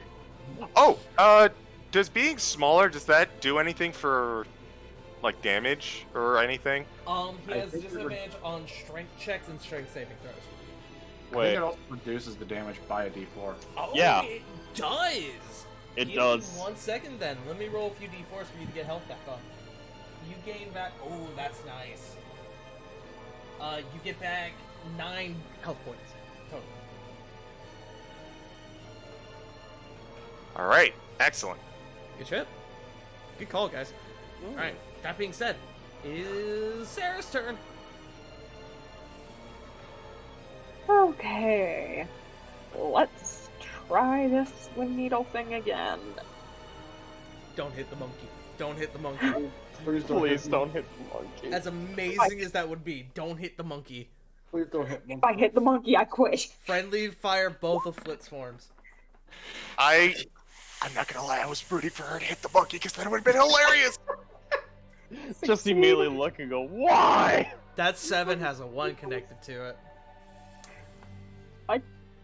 That being said, 16 does not hit. Damn it. Alright. Okay. I'm also going to pop my other healing potion, so that's You get Max. max, it's 10. 10. Alright. Alright. Lily. All right. You go, Lily small is going lesbian. to- Tiny Les. Tiny Les.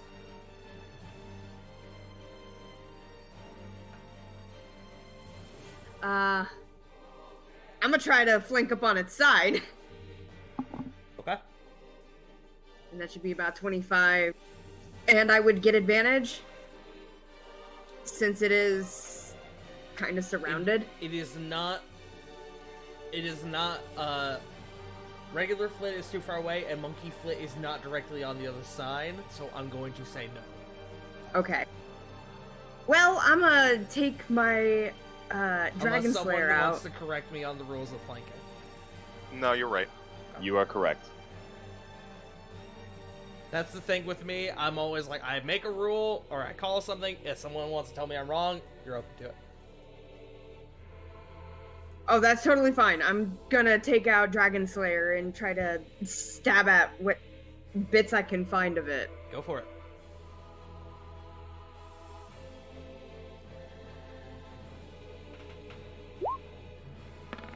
$23. 23, that hits. Roll me just your regular damage. Oh, Wait, what? 9. Unfortunately, this is classified as undead. Damn it.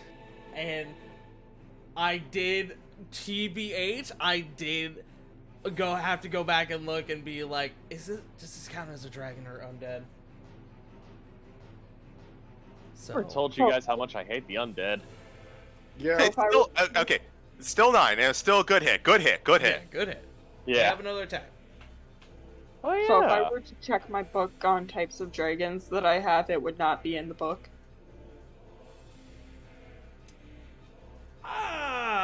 Well, that's getting into technicalities at that point. It's also Big Bone Dragon. I highly doubt that it's lost its dragon Its classification title a is while back. Skeletal, Ancient Skeletal Dragon. Well, actually, it's Yeah. technically Ancient Dragon Skeleton, but you know what I mean. Oh, good, it's an ancient. Oh great, we're fighting Bone Draggy. It's Yeah, not I mean- as bad as you guys think it is. I mean, to be fair, in this particular term, ancient might refer to the amount of time it's been dead. So Probably. TBH, you guys have fought things with higher CR before than this. Not yeah, even- it's just That's I something. honestly above very game. confident. I think we got this. Yeah.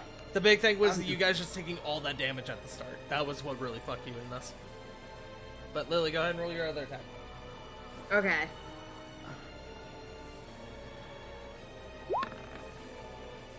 $26. That'll hit. Roll it. Oh yeah. 8. Another 8. Aw. Okay. Good shit. Is that all you got? And Or would you like to do more? Perhaps a second wind or an action surge. can I second wind afterward? I didn't know if it was an action or a That was Oh no, fun. it's a bonus action. Bonus action. I'm gonna And use I'll- my bonus action to second wind. You get max. You get max. So I believe that is 18. 18. Nice. I love you. And that is my turn. All right, Ravon. You know- you're on deck. Okay. I'm throwing caution to the freaking wind at this point. This dragon. Are you moving on the egg? Yeah, but getting above this guy. So to get that flunk. Okay, I'll allow it. And pulling out Raikiri. Okay. I am the storm that is approaching! Shut the fuck up! Oh my god. I love And it. I am- Sword now, right? Is what you're I'm saying. within range for advantage though. Yeah. I will give you advantage on this one. It's good. It's with more than one ally within range. I'm going to give you advantage. Oh boy, here we go, beating the fuck out of the dead again. You feel the spirit of Raikiri looking over your shoulder as you take your attacks. Go for it. Oh yeah! Jesus Christ! God, what the fuck? Bruh. Where'd that 10 come from? Why did it roll the 10? Might have accidentally added something to it. Let me look I through. want to know why it rolled the damage at the same time as the attack. Good question. What the Oh, fuck? that's a thing you can put in Roll20 where it automatically rolls damage. Oh! Okay, no, I see it. I see it. That being said, you do hit. Alright. There we go. I found a way to disable that part. Alright, so that and throwing on a second level Divine Smite. Oh, you know what? I bet I know what you did with the Yeah. D10. You fucking Go ahead. put damage 2 in as the two-handed attack? Yeah. Yeah, you gotta make that a different thing, unfortunately. This is why I need to go back and double check and make sure nothing gets screwed in. It's all good, man. We know what the problem is. Alright, I clicked off the damage 2, so hopefully that should never be happening again. But you did hit. You cut straight through a few of the bones, and the sword in your hand feels right. And that's a second level Divine Smite I'm adding onto that, so 3d8. Okay.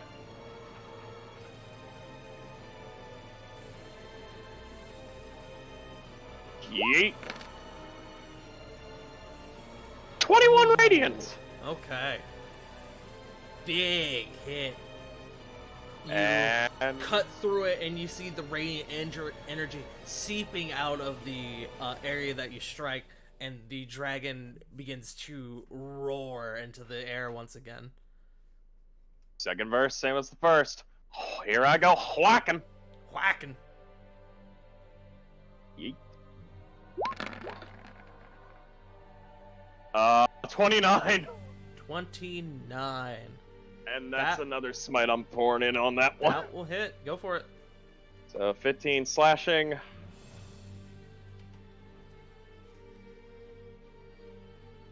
Yeet. And 18 radiant. Doing high on these smite rolls. Praise the smites. Okay. They make things right. Homie's looking a bit. He's looking a bit beat up. That's it. All right, Corey, your go. Okay.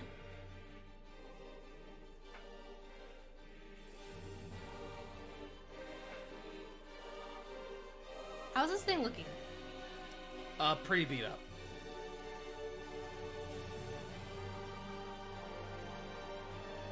He still looks like he's got a good amount of energy in him, but he's looking much worse than he did a little while ago.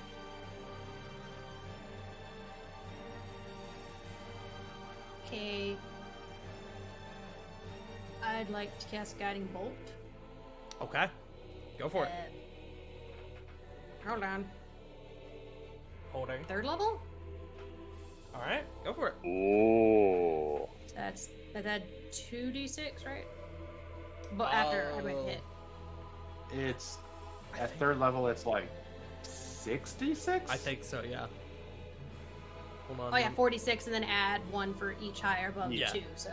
Or each higher above 1. Guiding Bolt is such a good fucking spell. It Right. really is. But first, a ranged spell attack, that would be. If you D20 click plus. this, if you click Guiding Bolt, it should roll it. If it's set up. Yeah, there Fuck me. You It have did not. inspiration. Oh, that's true, so that's d8. Yep, 1d8. True. I think you also have DM inspiration.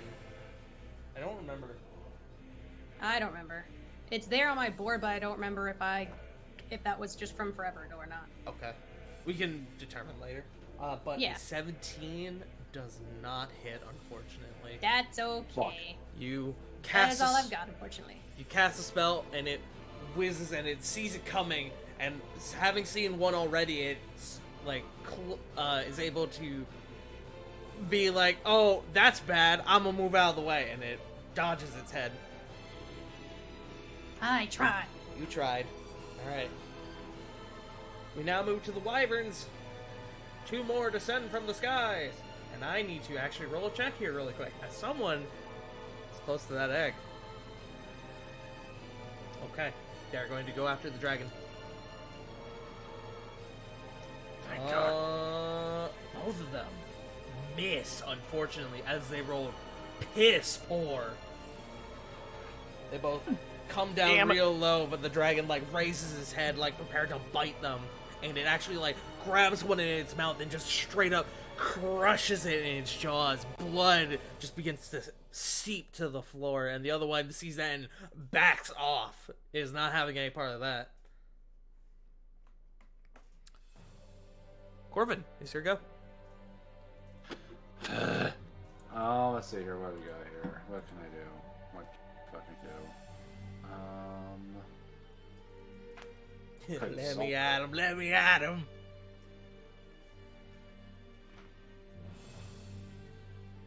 You know what I'm gonna do? Because fuck it.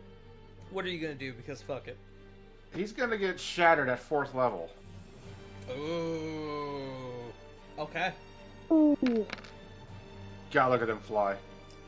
How big is Shatter again? So, DC 16 con save. But how big is it? Oh shit, yeah, you're right. Hang on. Just because, gotta make sure it's not. 10-foot radius. 10-foot radius. Shit. Never mind. Fuck that. Okay, I was gonna draw it out. Damn it. Y'all swarmed it. Oh, As we are wont to do. Sorry, Yeah. man. It was a good idea Nah. in theory. Yeah, Wait. fuck it. It's fine. Could he aim it Um, above the dragon? You could. I could. I'll allow it there's if a you bit- want to do that. Yes, please. Okay. And con save. Which, regretfully, it's only 24 total damage. Only 24. For a 4th level cast, ugh. He passes. Shatters bludgeoning damage, though, right? Thunder. Oh, it's thunder. Okay. So he's gonna take 12. This would be considered inorganic material, would it? I'm kidding. It's bone, so it would be organic yeah. material, actually. Yeah. I figured I was being shit. All the milk. He needs some. He's had all the milk. He's All. literally made of calcium. no. No. Ask your local lich about milk and its bone strengthening properties. So, question. Answer. What's the radius on the frag grenades again? 10? 10 feet? I think it was 10-foot radius. Shit, I can't do it then. Been a while since we used those. I don't remember them off the top of my head. I'm sorry. Hold on. Yeah. It's an Yeah. actual. It's an actual thing. Give me a second. No, you're fine, because I'm just gonna give inspiration to... I'm gonna give it to Flit. It says each creature within 20 feet. Yeah, no, that's not happening. Yeah, I'm gonna give inspiration to Flit then. Alright. Alright. Monkey Flit. Monkey flip. Right. Monkey. You think of a lich owning a dairy farm. Shut. Fucking- Okay. Oops. Oh God. And then 5, 10, 15, 20, 25, 30. There. And that is all I can do. Okay. I think we're spread out enough. Then we are back up to Flit. I am so excited for this turn. So right here, I would have advantage, yeah? Yes. Okay, so Monkey. I'm gonna lead with the monkey. Well, Lily, you said you like big women, right? This is as big as you can get. Hey! Except, much hairier. Yes. That's a 21. 21 will hit. Anyway.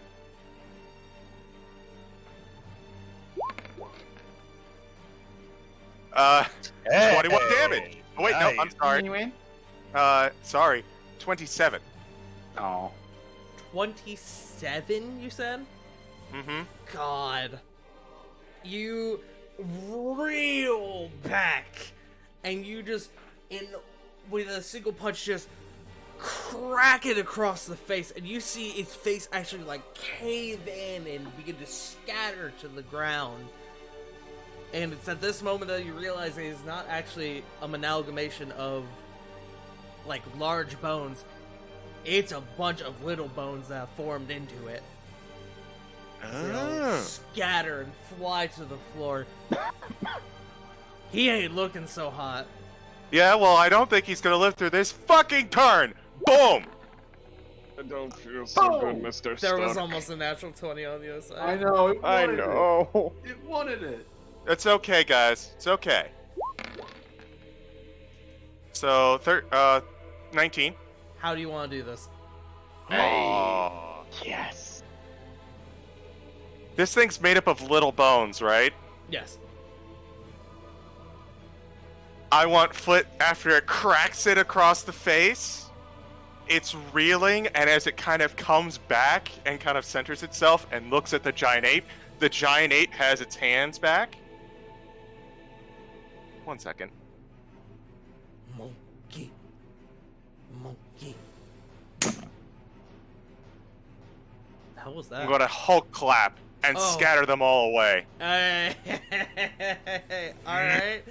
You Hulk clap, and it is massive, and Lily, you're right above this. You have to, like, crouch down to the ground and, like, dig your hands in to not get flown back. Rovan, you have to take cover behind the rocks as a storm of bones comes flying at you. But you'll watch as the thing just scatters in the explosion of bone. Combat is over. Yo. I hurt my hands putting too much force into that clap. So as you Aw. can tell, while it may be strong, it is vulnerable to bludgeoning damage. You want to know something funny? Yes, absolutely. I had one more trick up my sleeve. Oh.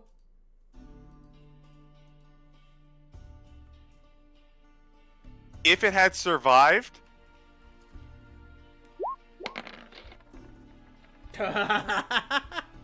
What the? Oh shit! 4d12 bludgeoning damage. Alright. Well. The dragon, the large collection of bones seem to be put to rest. You hear the wyverns above you all begin to screech and call out. Rovan, you are standing next to the egg. Well, popping that channel divinity and grab an egg and run into Monkey, go and screaming, go, go, go, go, go, go, go, go, go! Real quick, Flit, give me an intimidation check with advantage. Actually, you know what? Think about it. Don't bother. I really thought about it for a moment, and then I said, fucking why? The wyverns all watch you guys begin to scurry off, egg in tow, and some of them begin to keep pace from a distance, but none of them dare get close, as you've got your giant monkey in tow, having killed the thing that has been fucking bullying them for years. Generations. Generations. Did we 4,000 kill it? Or did we just disassemble it? Who knows? We reverse IKEA'd it. Regardless, y'all don't gotta fucking worry about it as you make your way out of the Wyvern Boneyard. And that's where we're gonna wrap tonight. Yeah! Hell yeah! That was a great fight. You guys were so convinced it was a purple worm, and I was just sitting here smiling. You fucking said it was a purple worm. Smile. No, he said the previous person was a purple worm, and the purple worm died of old age. I understand that, but I said that was his theory. Oh. Oh boy, Hey, do we have... Honestly, that's fine. Like, I was going in fully expecting something underground, but that was it. And if it was a purple worm, excellent. I want you to know it got its breath weapon on a 5 or 6, and it rolled 4s twice. Whew. Oh, why? But that being said, thank you all so much for joining us tonight. Let's kick off with CG, the dragon killer himself. Hey, that goes against my character, but You can find me nowhere because I'm not much for social media, but you can find me here every Monday for War of the Shattered Sun, every other with an asterisk Tuesday for the Curse of Strahd, and you can find me over on Jackie Q's channel every Thursday for Legends of Ambria. All of them at 7 o'clock EST. A real quick aside. So we do have a session tomorrow for Curse of Strahd, but that is going to be a one-shot hosted by I don't know, some DM. I don't know him. It's me. Oh, it's Tart. I got my notes wrong. It's me. I'm gonna be DMing again tomorrow. Bro, Kaiser. You can't do this rapping! Can't raid us while we're rapping! I was gonna suggest we raid into him. I was Never going mind. to as well! Yeah. I can't Well, believe you I done guess this, I'll have to Kaiser. find another equally as wholesome boy to raid. It's true. I have a couple. Just really quick, finishing my thought. So tomorrow is a one-shot by Curse of Strahd, but also next Tuesday will be the return to Barovia as we continue our next session at that Tuesday and every other Tuesday going forward. Oh, every other Tuesday? Yes, We're like making it normal. Bi-weekly. Oh, I was like, wait a fucking second, we're moving Strahd to weekly? Let's go! Okay. Hey, Dude. I got you. But yeah, that's it for me. My hands still hurt from holding this hot potato and not from clapping too hard. So I'm going to toss it on over to Sarah. Well, that was slightly unexpected. They Potato. can find me at. Okay, then. They can find me at twitch.tv/wolfstalker16. I'm still working towards affiliate because, god damn, is this hard. I'm going to be hopefully doing Sea of Thieves tomorrow night with Bulldog so that we can finish out the season 3 of Sea of Thieves. And otherwise, I've been doing Tomb Raider and Freaky Fridays now, which are I play scary games on Friday nights. That's really all I've got. So, hot potato to Punk. Now, shit. Oh, shit. You nerds can find me on Twitch, Twitter, and Instagram at PunkYardDog. Streaming a little bit up in the air because work is demanding more from me right now. We're just a bit short-staffed, and I'm making just a little bit of side money as a dog sitter, but also getting my dog fixed since my pupper moved to Texas. So I'm dog sitting my boss's pupper sometimes. Aww. But I do Shokyu Saturdays with Tart and whoever else happens to pop by, where we usually do Yakuza. That's me. We did recently finish Yakuza 0. We'll probably play around with some side quests and maybe do some other games like for another Saturday or two. And hear then we'll that, get started chat? into Kiwami. Punk could still run into Miracle Johnson. Ooh, I'm interested. Yes. That's all. Joe?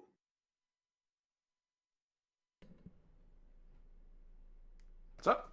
Joe? You go now. Joe. And this time you Okay. had to show yourself because you just did a stream recently. I was about to fucking reveal that. I was about to do a whole wind up. hang on. You can find me at twitch.tv/Joe_Mojo, Twitter at the Joe Mojo, where I have actually done a stream recently. And I didn't do a stream this past weekend because family stuff. Oh well. Anyway, I plan on doing something on Saturday, probably in the afternoon. A certain sparrow that likes cyberpunk challenged me in Blood Bowl. Me, the fucking dude with 2 losses and no wins. Obviously, I'm gonna fucking get my ass kicked. Either way, so tune into that Saturday, probably around noon. I'm gonna try and finish up the Mario Rabbids game. That game's actually stupid fun. And I'm just gonna toss this potato to J Frost. Catch! Why'd you toss a hot potato in my mouth? It burns! The potato goes in the mouth, asshole. No, the potato goes onto the fucking bowl to become potato salad. Screw it. Hot baked potatoes. Yeah! Screw your hot potato, I'll take potato salad. Anyways, hi everybody. You can find me over at Twitch, at twitch.tv/jfrost747, where we're doing some Valheim, thanks to the Hearth and Home update dropping. We're finally gonna make the castle and get that thing looking good. Also gonna do some Blood Bowl, because now we're into round 2, and I gotta face a certain Australian and his vampire boys. Oh, I'm going to hate my life for the rest of eternity. Other than that... I've practiced against vampires, you're fine. Other than that, probably do some Phasmophobia with some of the gang, and a couple Hodgepodge games. And we should actually get the finalization on affiliate paperwork by next week, because I've been delaying that for too long. Anyways, let's take this and toss the hot potato to somebody hotter. River, hi! Oh, okay. Thank you, J Frost. You can find me over at twitch.tv/WickedRiver97. I've decided that I'm not even gonna bother trying to stream before my D&D games because I'm too ADHD and can't focus on 2 things at once. That's a mood. Oops. So I am now effectively streaming Tuesday, Wednesdays, and Fridays, and maybe on the weekends, depending on how much time I have. I have a subathon this Saturday, so please feel free to stop by, say hi. I will be streaming for 16 hours. That's a lot. That is a lot. Good luck. I mean, it's not a problem. I've done 23, so. What? Yeah. Punk was there for that. Nice. Punk was there for that. You mad lad. Punk was there for like my last hour when we were trying to play Golf with Friends, and I was just like, no, I'm done. God, Golf with Friends was maybe not a good choice for a late night game because it's just stress inducing. I mean, it wakes you up. Oh, God. But yeah, take it away, Tart. What do you mean? We got I raid said someone my now, piece. right? Yeah, who should we raid? See, I was doing a bit. I didn't expect you to go with, yeah, we should raid. I was doing a bit where I don't show myself, but I guess I will. You can find me here at twitch.tv/fartingtart, where tomorrow I'm going to be continuing Judgment during the day, and then deep into the evening we are going to be running a one-shot called A Tangled Web.